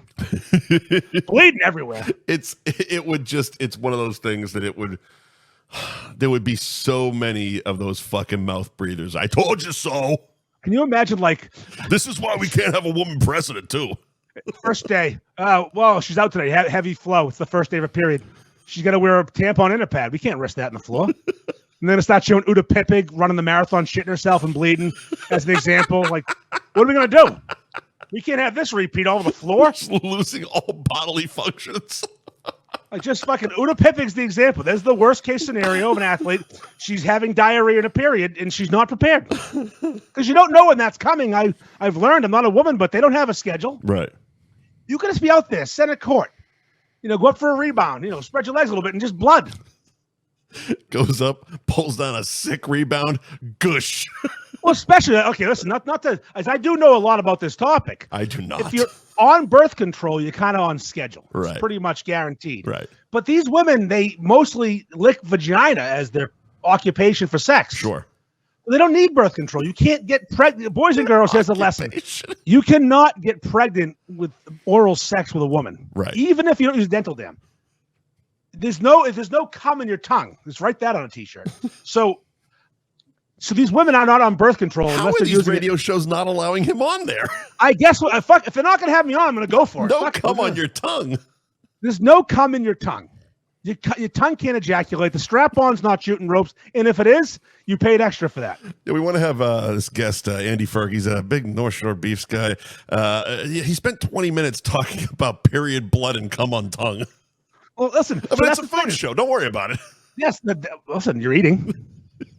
Yes, you are. That's fucking eating that box, I'd rather eat Sue Bird's box than Arby's. Anyway. They're probably similar texture. Probably similar, yeah. Yeah, leathery old box, beat up. Fucking So, leather, anyways, man. Here's the thing. So, unless the woman's using the pregnancy drugs, the fucking what was it called? I don't know. Birth control. Birth control. Yeah, yeah. Like for acne control. I know birth control. Drugs. Yeah, the opposite of that. I know birth control can help with acne. So unless she's using it for acne, yeah, she's not on birth control. So her period could come anywhere between 24 and 32 days. It's just a massacre. There's probably 2 or 3 fucking away at home games in there mixed in. Mm-hmm. All of a sudden, goosh. Now what? Clean up aisle fucking center court. That guy with the fucking mop that's cleaning up sweat, he's got a red one just in case that happens. And it's not to be crass or gross. The guys that would never do that. The court. Yes, they're using a red mop this time. They come running out. They got a little dance routine as they're doing it. It's like that guy in Bloodsport that steals the gold tooth. He's out there scrubbing the fucking Bloodsport because John Claude's bleeding everywhere. But instead, it's vagina blood. It's from Sue Bird, who's having her last period because she's 60. No, it's not Caitlin Clark though. Let's fucking not have her on the team. I bet she know. I know she's on birth control, guaranteed, because she's taking that swimmer dick. Yeah. She don't want to get pregnant and miss the season. She's taking all 4 inches of that swimmer's hard cock. Yeah. Listen, that's all she needs. She'll be gay someday, just not today. Maybe she should come out of the closet. Just like, all right, fine. I can't be black, but can I at least be gay and we'll be friends? All right, you bitches. Now I'm gay. Can I be on your team? Now I'm gonna fucking just launch threes into your fucking vagina. Just shooting hoops. Taking all your chicks. That's right. I'm the best player. I'm fucking everyone's woman. I don't even like it. Imagine, like, just Holy look shit. at it. If she just started revenge fucking all their girlfriends. Just got a fucking huge, like, finger muscle, just fucking finger blasting everybody's girlfriend. You like that? Those big basketball palms. Yeah, exactly. She's fucking doing the old chasing Amy fisting thing. Yeah. You like that, don't you? Oh yeah, you do. You fucking dirty. I don't understand why Billy Costa won't have me on. No fucking clue. But you know what though? Hey, leave me on red. I'm gonna go for it. It's gonna keep shooting that shot, man. What am I gonna do? I'm gonna send this episode to Sirius XM. Is Bubba the Love Sponge still a thing? It's gonna his fucking show. I don't think so.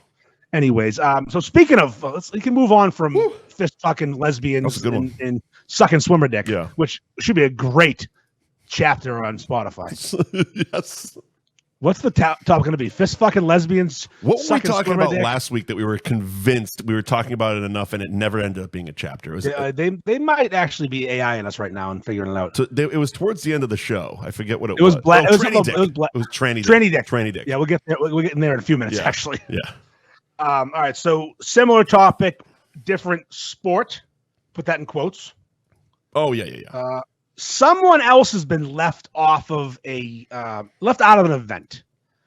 Someone else who's also the main fucking draw as to why this, in parentheses, sport is popular. Yep. No one's tuning in to watch that fat fucking black dude who chugs Mountain Dew eat 4 hot dogs. Nope. What's his name? Eric the fucking monster. Yeah, it's Eric something. He's the world record Here's holder. the important thing. I don't know. Exactly. But I know this guy's fucking name. I know Kobayashi. Yep. I don't know the broad's name, but they call her the Black Widow. Okay. Now, she's also of Asian descent. Solid gimmick.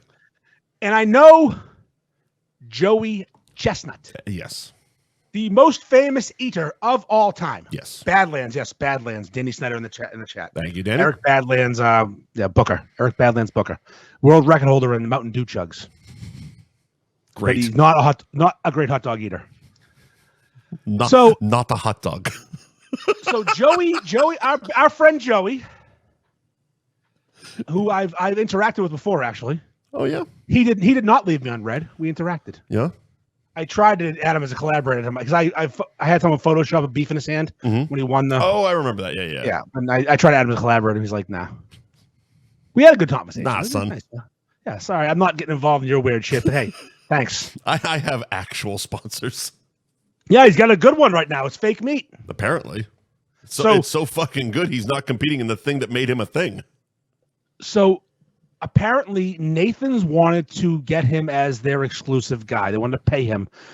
And I believe the offer was $1.2 million. To be the Nathan's guy. Yes. Impossible Meat. Yeah. The fake meat company. Yep. Has a vegan meat-free hot dog. Mm-hmm. And they have more money than Nathan's, or they're willing to spend their money more than Nathan's. Aren't most hot dogs meat-free? Yeah, there's lips and assholes. And they're delicious. Fucking A. You ever see a hot dog made on Diners, Drivers, and Dives?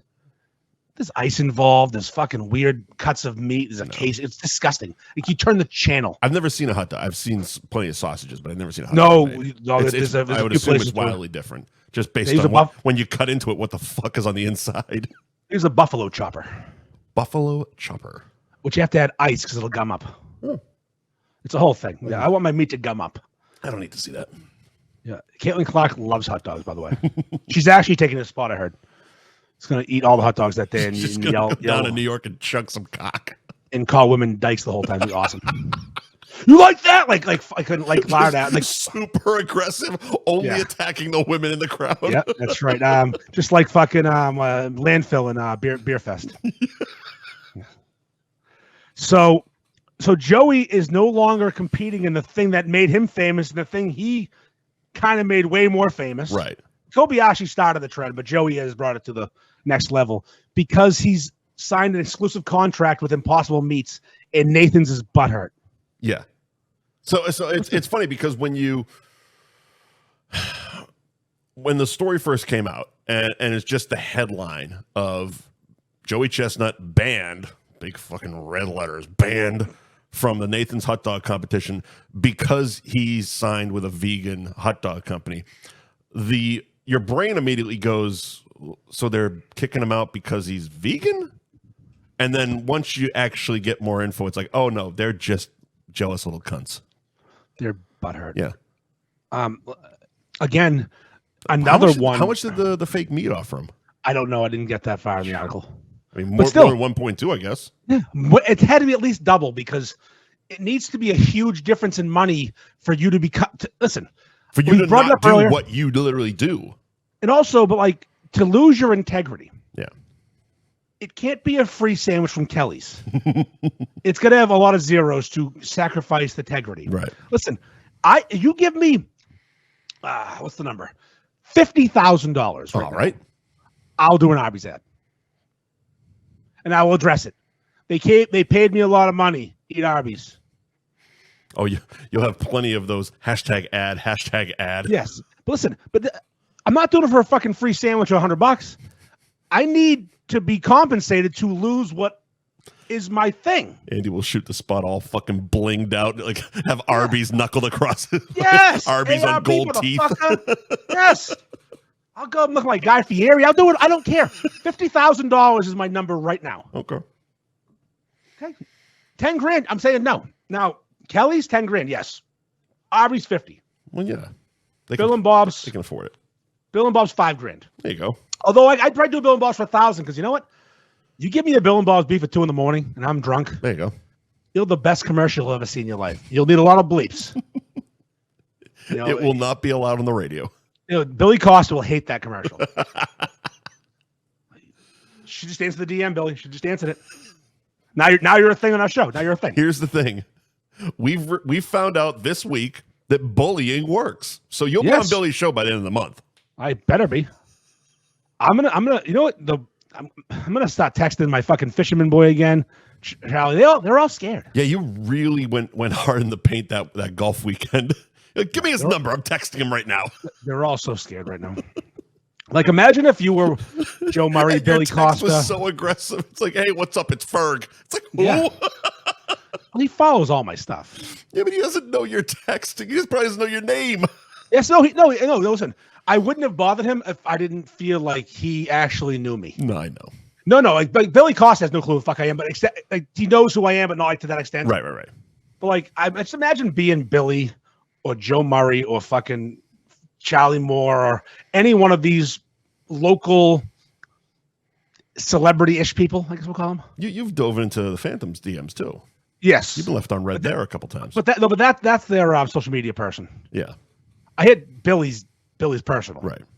Yeah, and he doesn't have a social media person. Let's not kid ourselves. No. He walks around Salem, with his fucking dick in his hands. No one cares.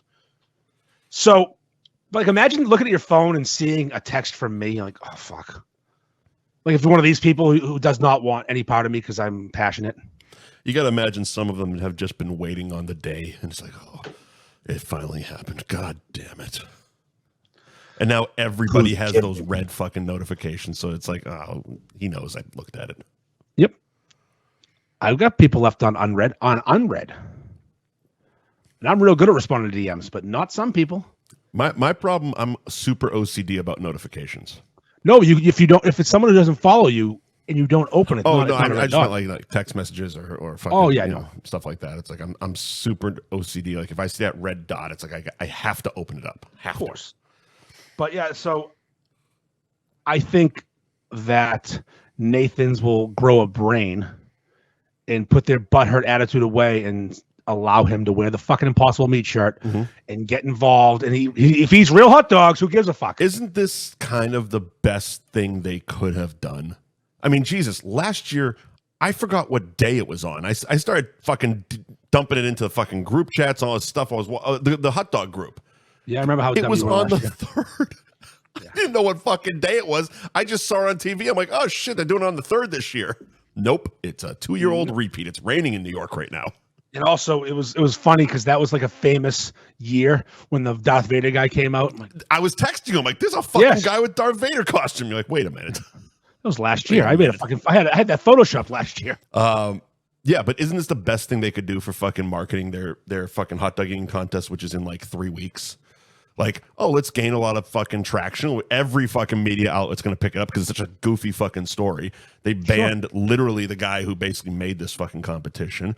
But I'm not going to watch. And over a reason that is equally silly, the hot dog guy is now supporting vegan non-meat. Yeah. And then all of a sudden, much like us getting Mike's Mayo, the big comeback story. If the comeback story happens. Like two or 3 days before, like, all right, we've listened to our fans and we're going to let them compete. If they're all in on it, if Joey knows that the full circle moment is coming. Imagine getting paid from both sides. If a WWE turn comes, now that's good marketing. And I have faith in Nathan's because they've marketed this dumb fucking contest to a point where it's a huge event now that tens of thousands of people show up every year and watch guys chug Mountain Dew and eat hot dogs. He gets up on stage with a Nathan shirt and fucking Hulkamanias it off and impossible fucking meat fucking. But you got Nathan's and ESPN. I feel like those two combined might have a chance. Yeah. The WNBA keeps stepping on their own fucking droopy clitorises and ruining it. Yeah. Like they don't have the ability to figure this out. They're stupid. They've always been stupid. It's so funny because most of the time when we start talking about stuff like this, like PR and marketing and stuff, I can only imagine any time we'd be in a meeting with somebody, be like, all right, so did you watch pro wrestling in the 90s?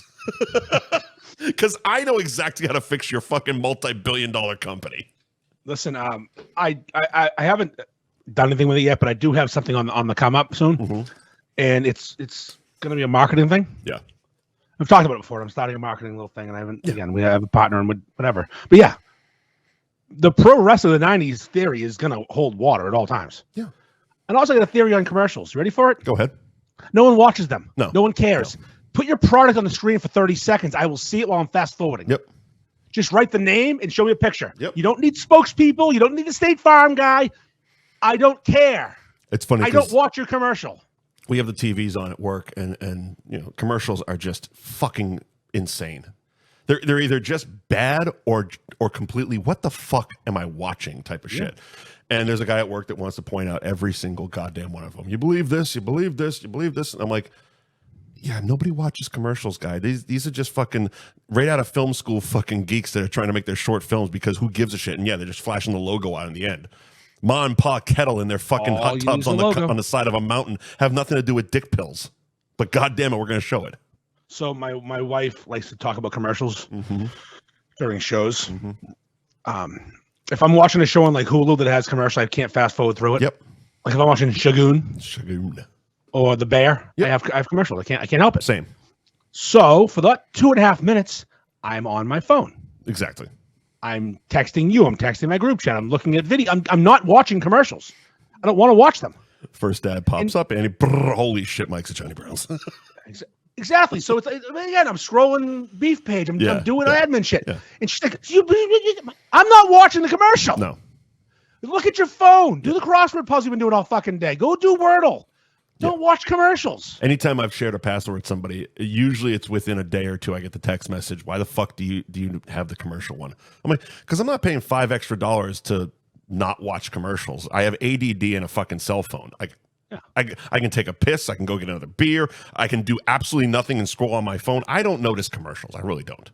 Yeah, there's a bunch of times I'll be watching something on the DVR. I'll forget to fast forward the commercials because I'm already dumped in my phone. Listen, that's the point. Yeah.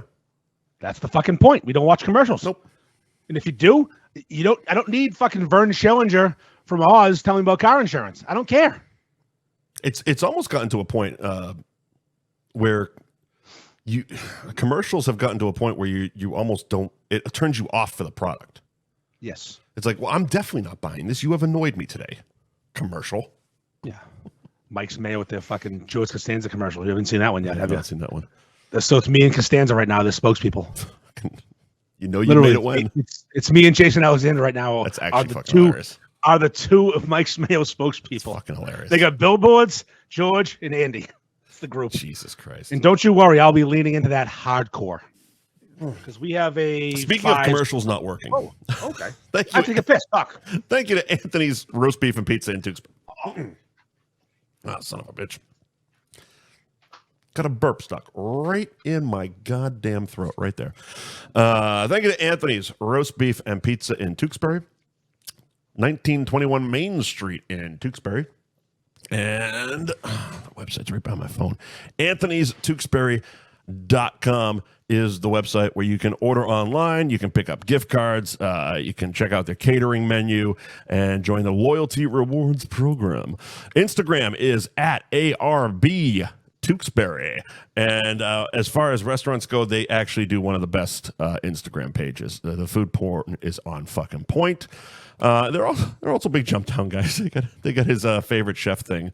Jumptown's actually participating, or he was participating. Not sure if it's still going on or not. But he's doing a favorite chef where you can vote every day for Jump, and good to see them supporting old Jump. But yeah, they did a reel the other day on ARB Tewksbury of them assembling a lobster roll, and it just, oh my god, it's fucking straight up porn. So thank you to Anthony's Roast Beef and Pizza in Tewksbury. Hello. World famous Cabaret Lounge, Route 1 South in Peabody. Open 7 days a week till 1 o'clock in the morning. Facebook, Instagram, Cabaret Lounge Peabody, at Cabaret Lounge Peabody. Yeah, another great Instagram. Good content there at the old Cabaret Lounge. If it was me, they'd lose followers. Asses and tits. Yeah, they would. I see the bartenders. They got a new sign out front. Yeah, they got a fresh sign out front. Yeah, nice. Clean it up. Yeah, we'll be there when? July 18th? July 18th. It's going to be a Thursday night. July 18th, we'll be doing our live show. Busy week that week. We had to talk to the sponsors. We had double duty that week. Holy shit, it's busy. Busy week. We've got a lot of stuff and things. But thank you to the Cabaret Lounge on Route 1 South in Peabody.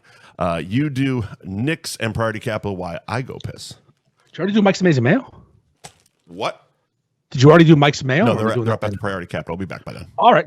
So Nick's Pizza and Roast Beef and Subs in Beverly, located on Essex Street.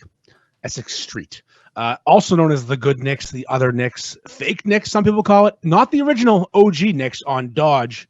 That's a different one. About a mile down the road, down Brimble Avenue, if you drive straight down Brimble, you will see Nick's Pizza, Subs, and Roast Beef. The roast beef is superior to anyone else in Beverly. Best beef in town, as they say. One of the best in the North Shore. Highly recommend them. They have an annoying noise that goes on when there's a smoke alarm going off, and it's a real trigger for me. So I have trouble eating inside of there. But the beef is worth the fucking beep, beep. Every like fucking 4 minutes, 3 minutes. It makes my fucking head explode. But anyways, beefs are delicious. People are awesome. Instagram, Nick's Roast Beef and Pizza in Beverly on Instagram. You'll find them. You'll love them. Priority Capital, making your world our priority. My friend Justin Mario is one of the guys over there. So if you want to go to their website, prioritycapital.com, or at Priority Capital LLC on Instagram, reach out to them. Ask for Justin if you need a small business or a large business loan. If you need to franchise a company, buy a Bobcat. If you need money for your business, anything, Priority Capital is the answer. They have the money. They're not borrowing from a bank who borrows from the government and you get double fucked in interest. They have the money for your small business or large business, any scale. You want to buy an Arby's and be a fucking asshole? Priority Capital. Buy an Arby's. Franchise. Make bad merch, but it doesn't matter. They have the money. They have the money. They got the money. They're making your world their priority. PriorityCapital.com. Yeah.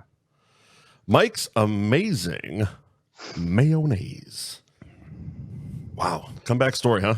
It's really something. It's bullying wins. I got an email during the show, so we'll see if this is the last time we do this or not.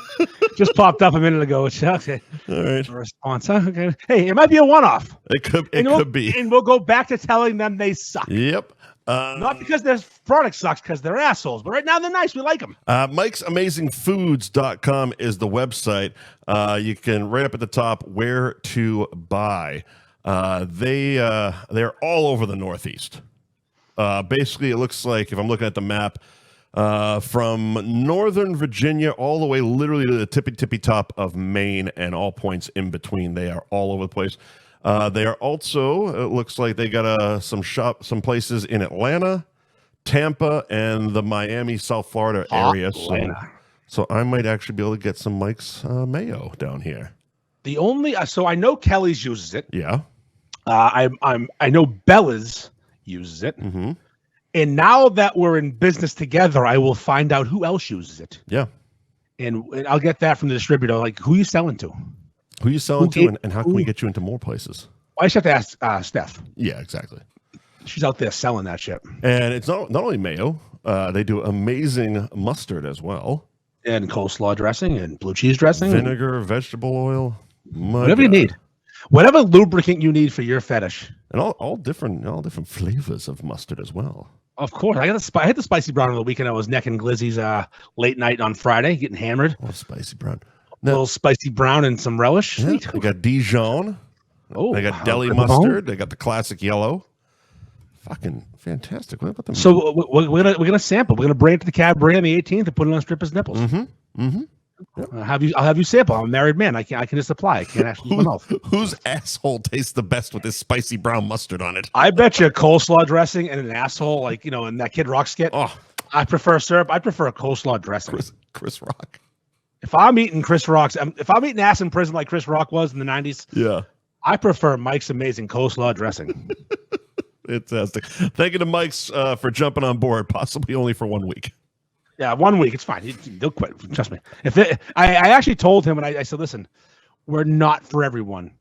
And he's like, well, I can do some blue humor. I said, okay, well, just so you know, it's like so blue, it's almost purple. We're super blue. And this episode is an example of how blue we can get. Yeah. We discussed not only blue things, we discussed blowing the swimmers. Like Caitlin Clark sucks swimmer dick. She sucks with her dick, and Diana Taurasi eats vagina. We've discussed it all. And women athletes get their period. They do. They can't be trusted. They can't be trusted. Women get their period. You know what you do? I just thought of it, Mike. This is how you fix it. You get gymnasts to play basketball. Because those girls stop getting their periods because they're so fucking abused. Oh, there we go. So, you get yourself a gymnast who's been diddled by that guy from Michigan State. Yep. Now you got damaged and no period. Yep. And you can practice her to the fucking moon. And they can jump pretty high, too. Yeah, they can. You put a fucking vault board, all of a sudden she's dunking. We got a whole new sport. That's part of the gimmick. Basically, it's just it's all mascot dunking. How do we have any sponsors? This is stupid. It's fucking fantastic, isn't it? So one of the things about the Amazing Mayo folks, I don't know if it was I don't know the reason for it, but it was a Donald Trump cutout in there. I don't know if they're fans or not fans. I don't know the reason. Mm-hmm. Like a life-size cutout of what? Of Donald Trump. Where? Inside the office of Mike's Amazing Mayo. Oh. But I didn't ask. I don't know if it was ironic or it was, again, I don't know the political affiliation, nor do I care. Mm-hmm.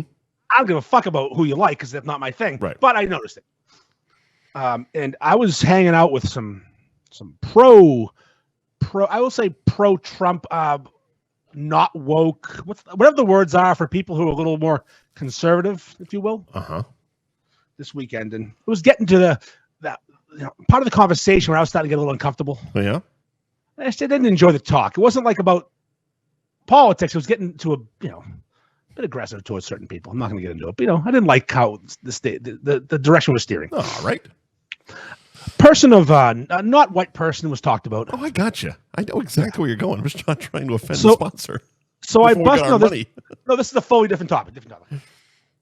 So I pull up my phone and I show these people this picture of what seems to be an attractive. Oh, I see where you. This was this weekend. Okay. What seems to be an attractive, not white woman. Yes.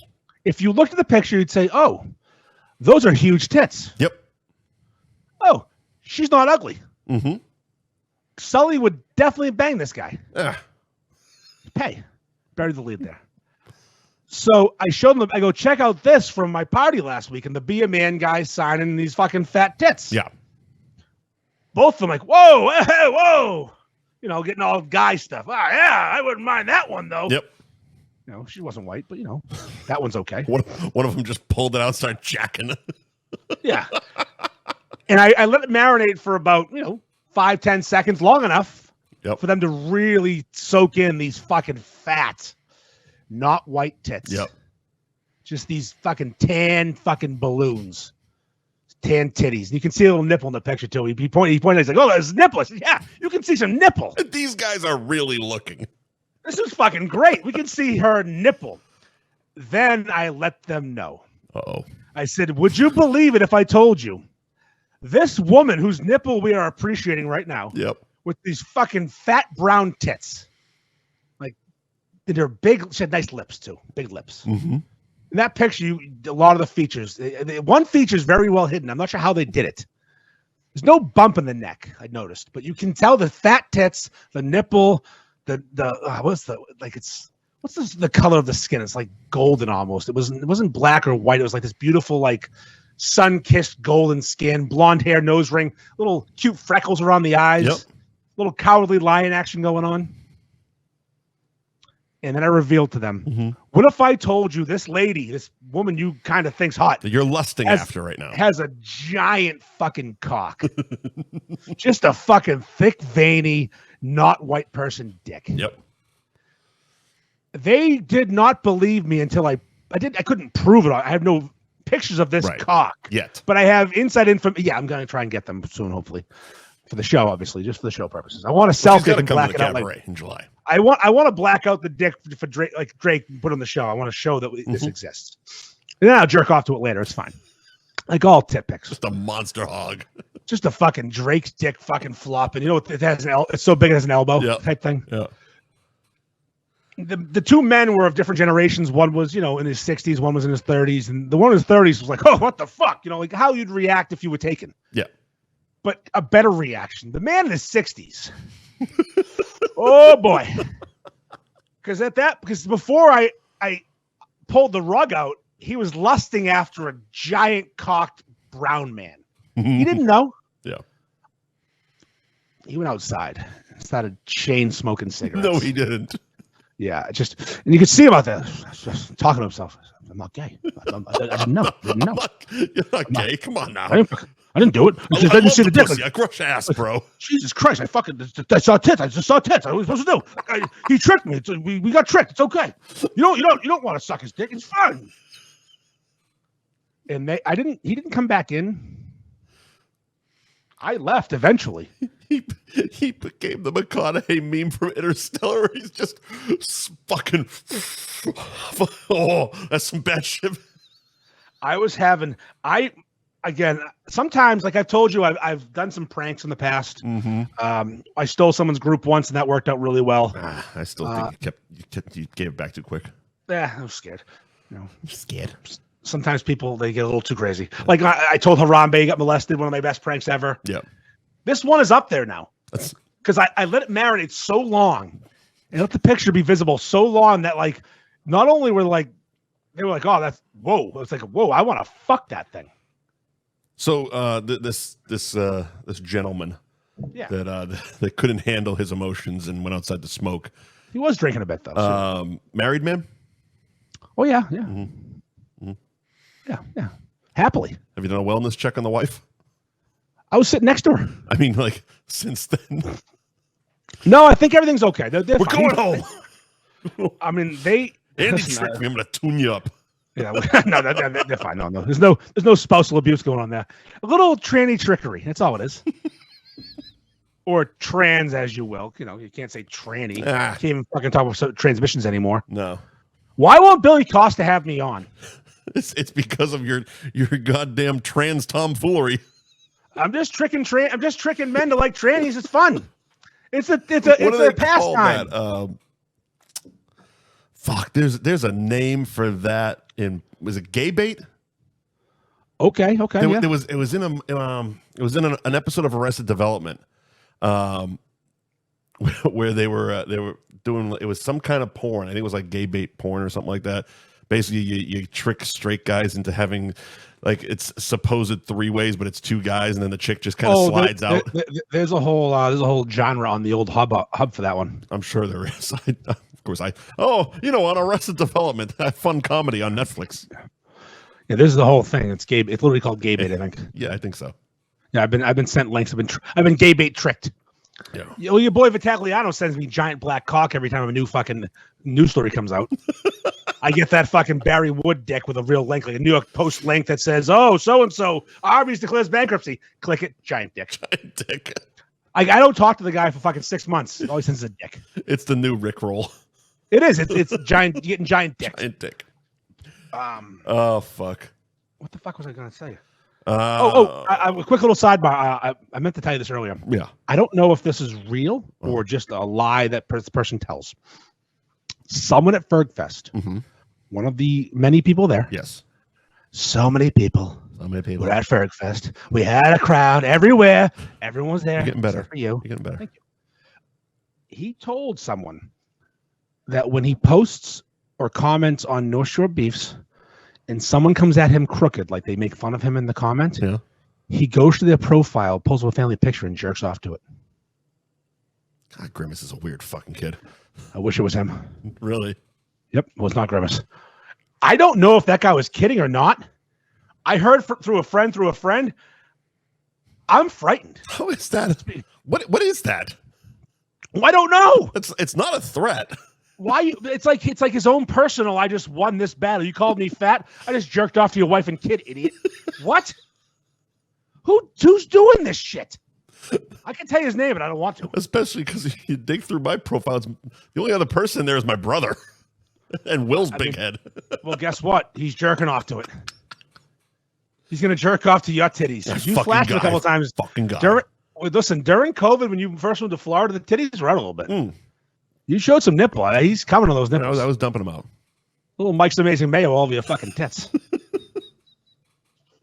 That is fucking haunting if that's real. Yeah. I imagine that. That's such a weird fucking thing. Jerking off to fucking family pictures. Like, so weird. Like, you get the cover for the pictures you and like on your boat drinking a beer. Or, the cover photo, the background photo is like one of those professional pics. He's busting that out. You stare at your wife's fucking cleavage, even if she doesn't have any. Oh yeah, I'm fucking your wife right now, buddy. You know that's what he's doing. It's not like he's just the picture's enough, because picture's not enough for anybody. He's just looking at your fucking wife's like fucking cleavage, going, "Yeah, you gonna suck my dick?" And this topic gets the first comment on Facebook tonight. What was it? Such a flex. Look at Dashi. Yeah, she knows who it is. She's well aware who it is. Jesus. That's so weird. Hey, do you watch Wicked Tuner? Or do you know about Wicked Tuner? Obviously, I know what it is. I don't watch it. You can't watch it down there because it's just funny. One of the fucking people on the show just popped up while I'm talking about, look at your wife's tits, fucking your wife. TJ from Tuna who follows the show, and he fucking popped on as I'm saying, why can't Billy Costa put me in the show? What the fuck did I do wrong? I was jerking off to your wife's fucking tits because she wants to fuck me. It's like this is the end when Jonah Hill turns into the fucking demon. He's like, I'm going to titty fuck you. Don't fucking titty fuck me. Push those fucking B cups together. I'm going to titty fuck you. Why can't you get on Billy Costa? I don't get why Billy won't have me on. It's like I've said something wrong. I don't get it. Like, get me on your show. I'll fish with Charlie. I'll fish with the top tuna guys. Yeah. I'll fucking go on Billy. I can be main steam. You can. But if you want to leave me on red, I can be the opposite. Listen, Andrew Dice Clay did fucking Tonight Show. It's true. Did he? It's true. I don't even know. I just made it up. I don't know. He did SNL and he got banned from it. So there you go. Okay, so there's my example. Put me on. I'll get me banned. Let's ban me. Fucking ban me. I don't care. Just get me on. Billy. Pussy. Oh, fucking Christ. We don't have a ton of time left. We don't. Do you want to do that trial thing you were talking about? Yeah, let's do a quick cut on Karen Reed. All right. So up here, Mike, Karen Reed trial is all that matters to a lot of people. Quick backstory on Karen Reed. It's a murder trial where they claim she backed over her boyfriend when she was drunk and killed him and left him. Well, backed over him, left him for dead in the snow when he died. Mm-hmm. That's the charge. Turtle Boy punched in on this about a year and a half ago or so. That's the only reason I know about it is Turtle Boy's basically made it their personality. Well, he's been arrested multiple times because of this trial. Yeah, I was skimming an article today, and that's part of it, yeah. So basically he said, your story's bullshit. You're railroading this poor lady. You're framing her. Mm-hmm. And so many people in the Canton Police Department and district attorney and all the people with some power. Yeah. They're all saying she did it. Okay. We have all this evidence that she did it. Yep. Problem is, their evidence is mostly bullshit, and there's a lot of holes to this story. I'm not going to go down the rabbit hole of the whole trial. It's interesting. Look it up. Sure. If you're there's a Facebook group called Justice for Karen Reed. Okay. Turtle Boy runs, I think, or he's part of. Right. And if you go to that group and type in pictures of John O'Keefe, the autopsy pictures are available. Okay. If you see these pictures, it's a dead guy. Yeah. And if you believe he was backed over by an SUV and that broke a tail light, and that's the extent of the damage, you're a fucking retard. What's your assumption? He is hitting head with a pipe. Okay. Attacked by a dog. Literally, he's got dog bites on him. Like the broken taillight. He was abused, and I don't know what happened. That's the problem. No one knows what happened. Now, I was skimming one article. Was he or was he not a cop? Yeah, he was a cop. Okay, all right. He was a Boston cop. There was state troopers involved. Okay. It was at a house party in the winter, and a lot of shady doings happening, a lot of bullshit, and the cops kind of colluded against her. Basically, fall guy. She's going down for this. Right. Because something happened that night in that house. We don't know what it was, but he has his skull has been caved in by like a pipe or a bat. Okay. Covered in bites, covered in scratches and dog bites. Yeah. The guy was not a car accident. Anyways, point of the story is she's on trial right now. The news is covering it like crazy. Turtle Boy's been on it for a long time. Yeah. He's been arrested multiple times for witness intimidation, and they keep trying to shut him down, but he does. The thing about Turtle Boy is he doesn't stop. No. He might get murdered from this one. Yeah. Because he's pissing off a lot of the wrong people. Right. Today, though, yesterday, a man named John Proctor was on the stand, and he's the lead investigator from the state police. Mm-hmm. Fun fact, he's friendly with everybody at the party. Yeah. So, weird. Yeah, it looks that way. A lot of weirdness is going on. Again, look into it. It's a crazy story. So many articles written about it. So fascinating. All right. But the point we're bringing up for, because we don't need to go down the Karen. We're not a fucking true crime podcast. No. But good niche though. Maybe we should do that. It's a really good one. If I could concentrate for more than 10 seconds, I'd recommend do it. Is it Michael Proctor? It's Proctor. Something Proctor. Not the guy from Police Academy. Police Academy. Different Proctor. It's either John or Michael. I don't know. Let's see. Sure. Massachusetts State Trooper Michael Proctor. Michael Proctor, the other Proctor. John Proctor owns a house in Peabody by Suchangs. They call it the Proctor House. Oh, there you go. It's historical. I've heard of it. I think he killed witches. I'm pretty sure. He's one of them. Yeah. Racists. Michael Proctor's on the stand, and they're asking him to read text messages. Yes. Between him and other people. Yeah. He calls Karen Reed a whack job. No. Oh, she's a whack job cunt. Well, he didn't say it at first, though. He said she's a whack job, C-U-N-T. And the judge, in all their glory, looks at him and says, "You said it, so say it." Yep. These are your words. He's cunt. His head drops. He just goes, cunt. He called her a whack job cunt. Other texts, he called her retarded. Yep. I have some of them in front of me. Yeah, go for it. So let's just see. Some of the texts back and forth. She waffled him. I looked at his body at the hospital. He was banged up. Hit him with the car. And then response, she's hot at least. No ass, though. She's a whack job cunt, but she's a babe. Weird. She is. This might be my favorite one. Weird Fall River accent. No ass.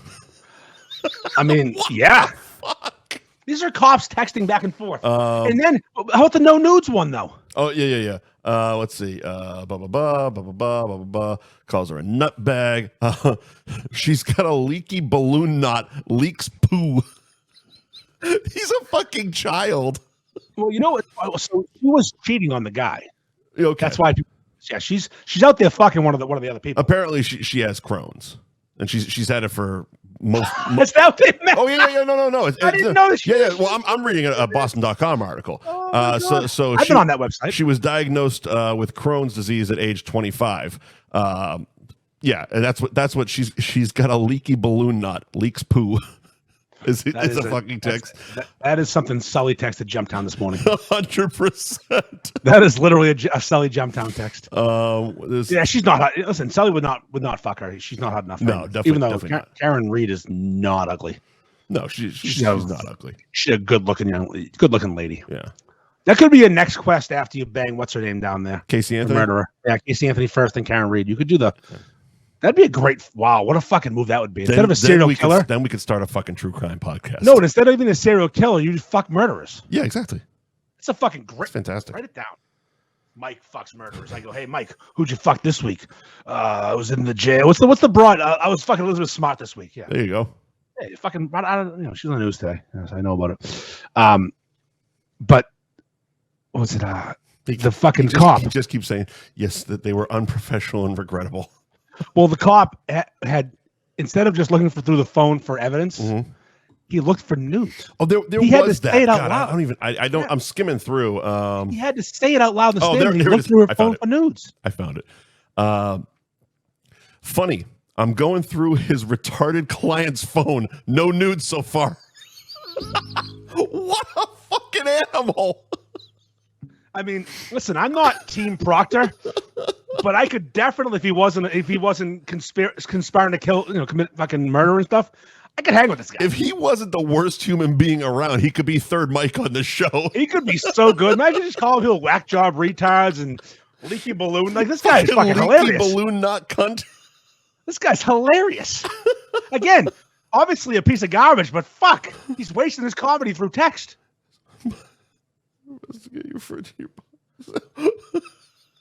Like, wait a minute. So the defense attorney cross-examines him as an unbiased, objective investigator.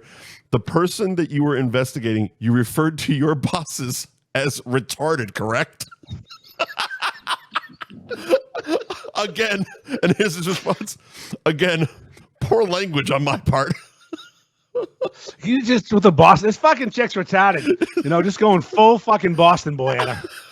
This is a whack job retard. Okay, listen. I wish they had as a lawyer with that broad that defended the Patriots player. Yeah. Who brought the guns to the airport because she's got a really thick Boston shitty accent, and you got this idiot calling people retarded. Could be just fucking worldwide perfection. It's just amazing.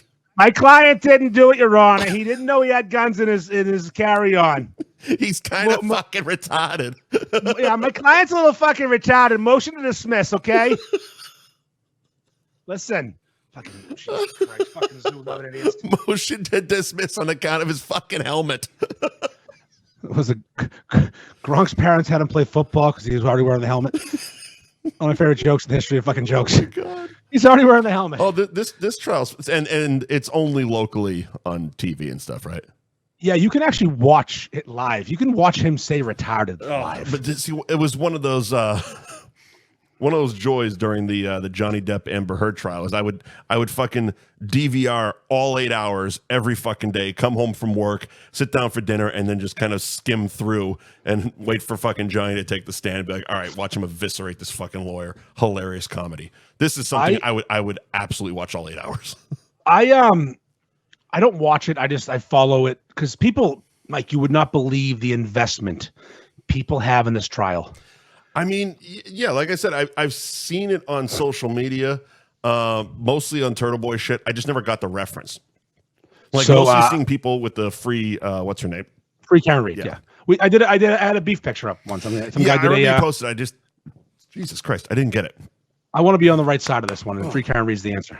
So a friend of mine is down. Stuck right in my fucking throat. It sucks. I forget. I think she's in Key West. Who? A friend of mine's down in Key West right now, and she took a picture of wearing a Free Karen Reed shirt. And Key West is so gay, it's ridiculous, as you know. You know who bought a place in Key West? I'm thinking taking a drive on down there. Who? Sydney Sweeney. Hot damn. She is now a South Florida resident, sir. So I got Casey Anthony up in West Palm, Sydney Sweeney and Kings at fucking Key West. Sidebar on Sydney Sweeney. I saw a quote today, and it was a meme page. Yeah. And it said, when I was younger, I got boobs before any of my friends, and I felt ostracized. You know what ostracized means, right? Okay. Left out. Yeah. Different. In the comment, the person who made the meme said, I know they're big, but I wouldn't say they're ostrich-sized. And I could not stop fucking laughing. It's still, it's so dumb. It's so stupid. I read it and went, this is fucking hilarious. Ostrich-sized. What does that mean? Do they have big tits? They don't. They make big eggs.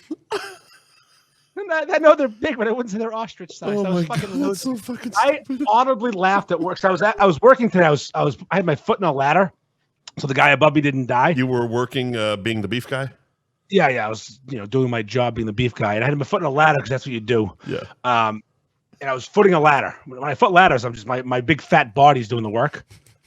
So I'm just looking at memes and shit. You're fucking sitting there. Basically, you have somebody's safety in your in your hands. My feet are in charge. And you're scrolling Sydney Sweeney memes. I'm looking at Instagram at Moist Booter, I think it was called. What? Moist Booter, I think it was called, or Trash Can Paul. Met them both. Oh. It was either Trash Can Paul or Moist Booter. Some good meme pages out there. Jesus Christ. And it said ostrich size, and I fucking that's fucking great. This guy won the day. He's the funniest person of the year. It's fucking awesome. Because it's so stupid. I know they're big, but I wouldn't say they're ostrich-sized. Oh, Jesus Christ, that's fucking who good. Who thought of that? What guy looked at that and said ostrich-sized, meme go. Meme go. And that's why he has 5 million followers, and I can't even get Billy Costa to fucking respond. Exactly. I bet you if Trash Can Paul DM Billy Costa, be like, yeah, come on tomorrow. Yeah, fucking A. Bring some of those hot memes. Say ostrich-sized, be hilarious. Circling back. Now here's a good page who's following. The Raw Chicken Experiment's joining us live right now. Do you know about this one? No. The Raw Chicken Experiment eats chicken raw every day. Outside of like one of those Liver King things? Yes, but he actually does it. He's not like on steroids. Yeah. But he switched from chicken after like 2 months of eating chicken every day. Now he's eating raw organs every day. Whose organs? Animals. Are we sure? Him and I had a beef together a few months ago. Very, very nice young man. Was it raw? No, it was at Bella's. It was close. Goddamn cheater. It was just like a tinge above raw. Like he broke his rules. Great guy, though. Big fan. He thinks you're a king. Oh, I am a king. Hey, king. He'd have me on. If he had a radio show, he'd have me on. He absolutely. So circling back to that for 2 seconds, because I forgot about it when we were talking about the Billy Costa thing. Listening to that clip, they couldn't move on from talking about you quick enough. It was almost an interruption by Billy, where the guy's explaining, he's like, yeah, no, that passionate group over there, we had to change our menu. But I was like, so let's talk about these lobster rolls here, guy. No, it was hot dogs. Hot dogs. Even it was hot even dogs. Fucking worse. It's you like have Kelly's roast beef on. Kelly's roast beef. Hey, let's talk about these fucking hot dogs, man. You have the inventor of the fucking most popular sandwich in the North Shore, and you say, "How about them hot dogs?" Just to get off Billy, you. Just come on, Billy. Just come on, settle down. How you guys have good hot dogs there. Oh, he really. Everyone knows. It was Kelly has such good hot a dogs. hard. It was like one of those like I am very uncomfortable right now discussing any of this. And I didn't bring it up. I said, "Hey, I heard you guys talking about me. What's up? Yeah. Trying to fuck? How's Lisa doing? She down? What about that fucking slob in the back who breathes through his mouth? He want to fucking give me a reach around? They're not gonna answer my DMs, Mike. What the fuck's the difference? If they're gonna leave me on red, I'm gonna talk about it. Is the three-way the most popular? I can't fucking do them. Hold on. Hey Dad, is the most popular sandwich on your menu the three-way? Like he's reading from a fucking cue card. It's one sentence, retard. Figure it out. Fucking retard. Fucking Mongo back there. Mongo like. Oh my god. My fucking moron in the back. Hey, I'm the residential dummy who has to talk like this. Because Howard Stern had Stutter and John on, and I am the Stutter and John of the Billy Costa and Lisa show. It really is a fucking blueprint for radio. It used to be called Maddie in the Morning, but Matt Siegel has taken the talent and left because he was funny. Best episode of Dr. Katz ever. Matt Siegel and the comedian who died of an overdose. I know it doesn't narrow it down. Mitch Hedberg. Mitch Hedberg. Yeah. Good. That's the episode. Dr. Katz and Mitch Hedberg. No, Maddie in the Morning and Mitch Hedberg is an episode of Dr. Katz. Really? You will piss I your didn't know pants Maddie laugh. did it. He did one. That episode is the funniest episode in the history of the show because he does a bit on the Dufresnes, which is he goes to a restaurant and they call a name out, and they Dufresne, patio 4. Mm-hmm. You say it twice. Dufresne, patio 4. And they move on. And Mitch Hedberg goes, but what happened to the Dufresnes?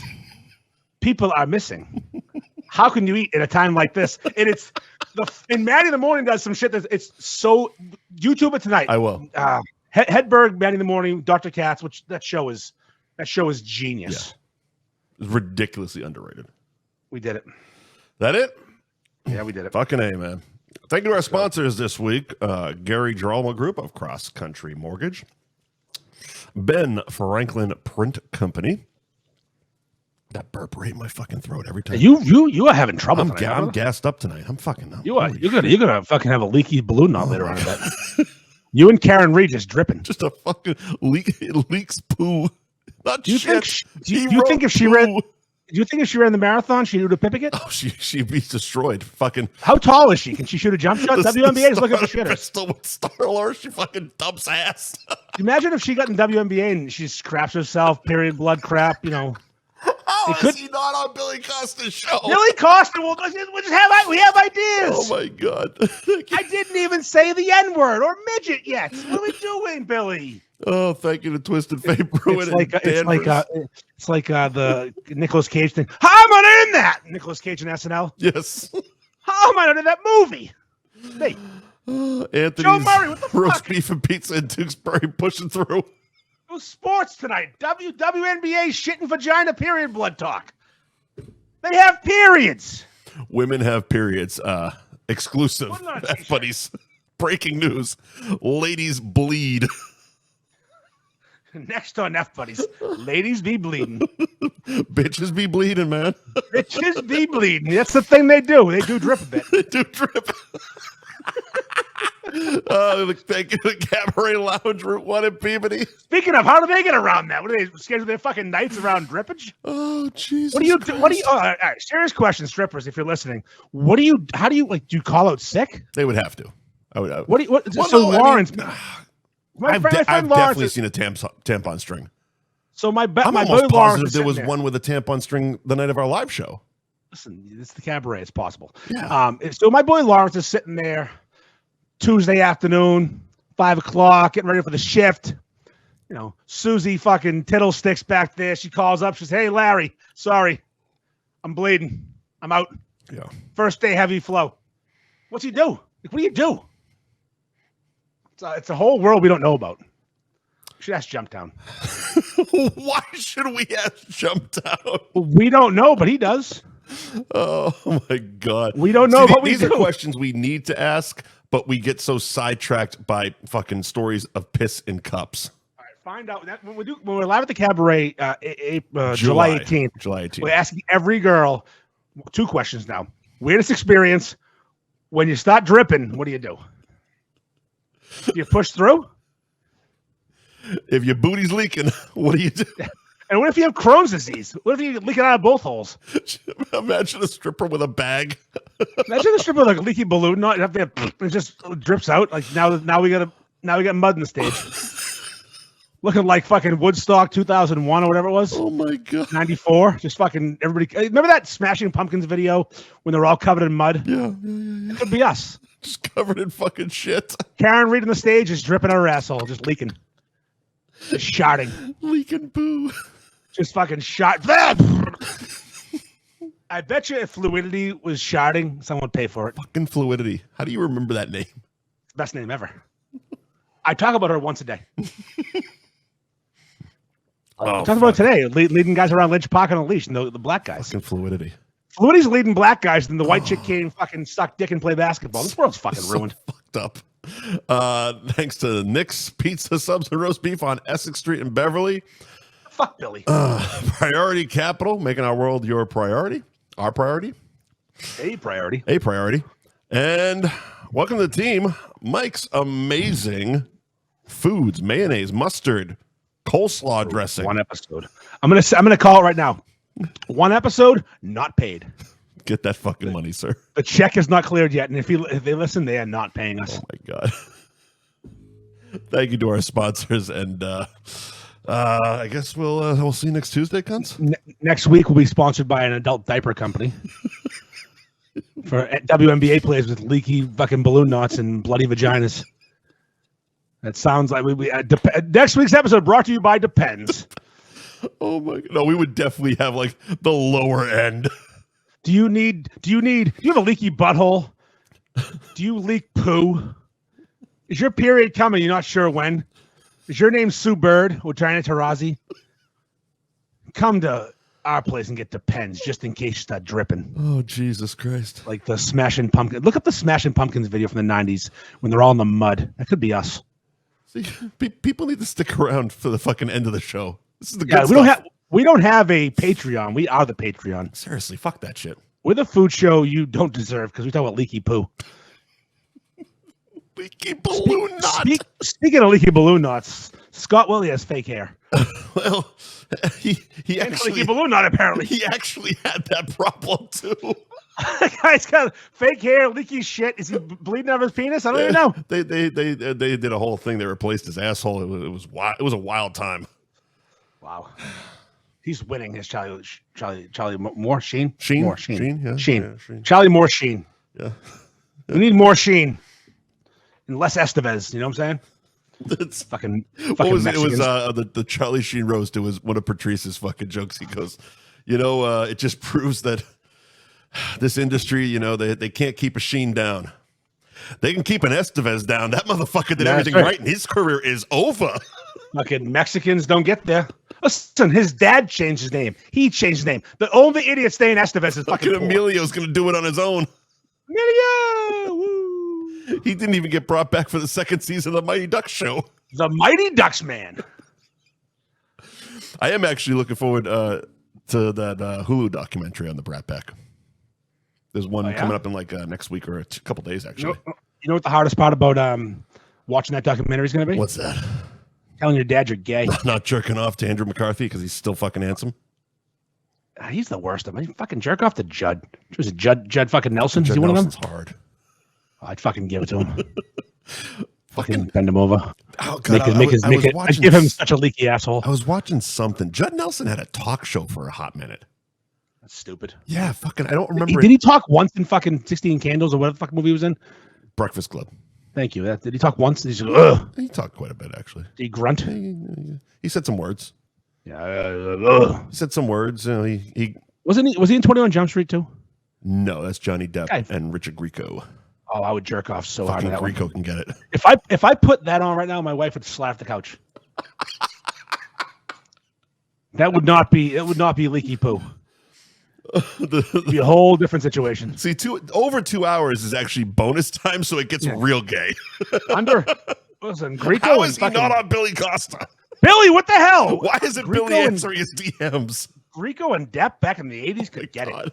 Depp was a fucking broad, and Grieco, Jesus, that hair. Grieco can still get it. Also in Night at the Roxbury, with the Emilio story, we did double down. Because Grieco does hit them with his Ferrari. Yep.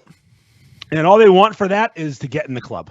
Fucking Grieco. And that's where the fun starts, because then it's Mr. fucking what's his name grabbing ass from across the room. It's a whole thing. Cans of Whippets. Oh Jesus! We could do a whole episode. Such a bad movie. I love it so much. A plant lamp store. There's nothing like this around here. We have plants and lamps. They're fake plants. It's fine. Such a bad fucking movie. What's their last name? I have no idea. Will Ferrell and Chris Kattan. Chris Kattan. It's not Roxbury, is it? No, it's the Roxbury is the club. I want to say Hartunian. It's not Hartunian, but it's Armenian like that. It's similar. All right, so that's actually because I read something about, I was scrolling and there was a Facebook post, and it was basically chronicling how Caddyshack 2 got made and how it was originally Mrs. Estrouse. So basically the studio pitched it to Harold Ramis. He didn't want to do it. They said, well, Rodney really wants to fucking do it. He's already involved, blah, blah, blah. So he's like, okay. So they started building it around Rodney. Then there was a falling out between Rodney and the studio. Harold Ramis wanted to back off, but they're like, if you back off, then it's basically going to destroy the picture, blah, blah, blah. So they went out, and that's where they started with Jackie Mason and all that stuff. Now, I had just seen The Jerk again like 2 days earlier. Also Mr. Hartunian. And I'm like, is it the same fucking guy? Yeah, same person, same character. Well, no, I know it's Jackie Mason. I know his name is Hartunian. It's the same guy. It's supposed to be Hartunian, the gas station owner with the fucking hot wife, all of a sudden becomes country club owner. Listen, no one is that stupid to do that not on purpose. It's insane, right? You know what? Do you know what he does though? Name in the bathtub. He farts in the bathtub. He's a and bites the Fonzanoon. bubbles. He's a Fonzanoon. He's a farts in the bathtub and bites the bubbles. I will call you Mrs. Esterhaus, and I'll be Mr. Sanderson. Fucking Randy Quaid is just off the reservation on the whole goddamn thing. If they called that movie like the golf movie, it would be so good. But it's Caddyshack 2, and it sucks. And they fucked it up, yeah. Yeah, that movie is so underrated. But as Caddyshack 2, it stinks. As Caddyshack 2, it's a fucking F-. As any other name, it's fine. It's a C+, B-. Jackie Mason's funny. Yeah. Fonzanoon's a quote. Listen, we're here quoting it 35 years later. One of the funniest things about that post I saw was Jackie Mason was eating so much at craft services that the fucking wardrobe department had to keep letting his fucking clothes out. He was just fluctuating in weight so much because of craft services. I love Jackie Mason. He's so funny. Underrated. If I stand this way, it's purple. Yeah. He has delivery. It's gold. Great. He should have played Frank Costanza, although, Stiller was pretty good. Yeah. He would have been a good Jerry's dad. Was he already dead? Who cares? Probably. That's probably what happened, because perfect pick. Fuck him. Yeah. Is he still dead? Probably still dead. Yeah, I like, I don't, whatever, I'm drunk. Yeah. Word salad. Blah, blah, blah. We good? I guess we're going to do a quick recap. Caitlin Clark loves swimmer dick. Yep. And Billy Costa hates me. Caitlin Clark is going to be taking Joey Chestnut's place in Nathan's hot dog tournament. Yeah, she's going to eat all the hot dogs. She's going to be going aggressively hard against all the women. Just yelling carpet munchers, fuck you. Fuck you, carpet munchers. I'm going to fucking eat these hot dogs fast. Yeah, she's going to kill it. She'll be awesome. She's going to fucking kill it. Still not going to the Olympics. No, that's the comeback story that's not going to fucking happen. Diana Taurasi is going to get at least 4 DWIs before the Olympics. So she's still be allowed. Open containers and just fucking going for it. She's going to do the comical open the door and cans fall out. All that old bit. She's I've done that. It's fine. You just walk straight. Yeah. He's not mine, officer. I just came from work. I was just holding them for a friend. This fucking asshole left. He's drunk. I'm on the monument. It's okay. I was on the Peabody Monument once, pulled over drunk. It's fine. What? You know the monument in downtown Peabody that used to be in the center of town? Yeah. I left Bill and Bob's drunk one night, driving like an asshole, right. A real asshole. Right. And a cop pulled me over. My headlights were off, and I was stewed. And I pulled onto the monument curb. Gotta put it somewhere. I didn't get that night? What? A DWI. Well, times were different. I looked at him. I said, I was coming from work, and I had my work shirt on. I was true. I was coming from work. Sure. You just worked at a bar. I quit 4 hours ago when I was shit-faced. I drank Sprite, too. I heard Sprite helps it's fine. It's fine. Peanut butter. I had some peanut butter. Remember all those fucking tricks? Oh, yeah. If you just drink vodka, it's undetectable. No, that's a lie. That's such Maury a Povich would be lie. like, that's a lie. You are the father, too, by the way. It's such a fucking lie. Vodka definitely has an odor. Also, it's the blood alcohol level. Oh, Jesus. He's not smelling your breath, you fucking moron. Come here. Just that was always like, they can't smell it on your breath. It's like, oh my God, you're such an alcoholic. You're fine. Let me go, officer. You can't even smell it. You should do drunk driving stories one week. I got a few. He vomited as he was rolling the window down, but I didn't smell anything. Okay, he was chewing gum, but it fell on the ground. It's fine. Well, Mike's Amazing Mayo, it's been fun having you. See you never. Go fuck yourselves. Send us a fucking check. Give us some money. We've earned it. This is the best episode in months. Oh my God. See you next Tuesday, guys. All right, see you.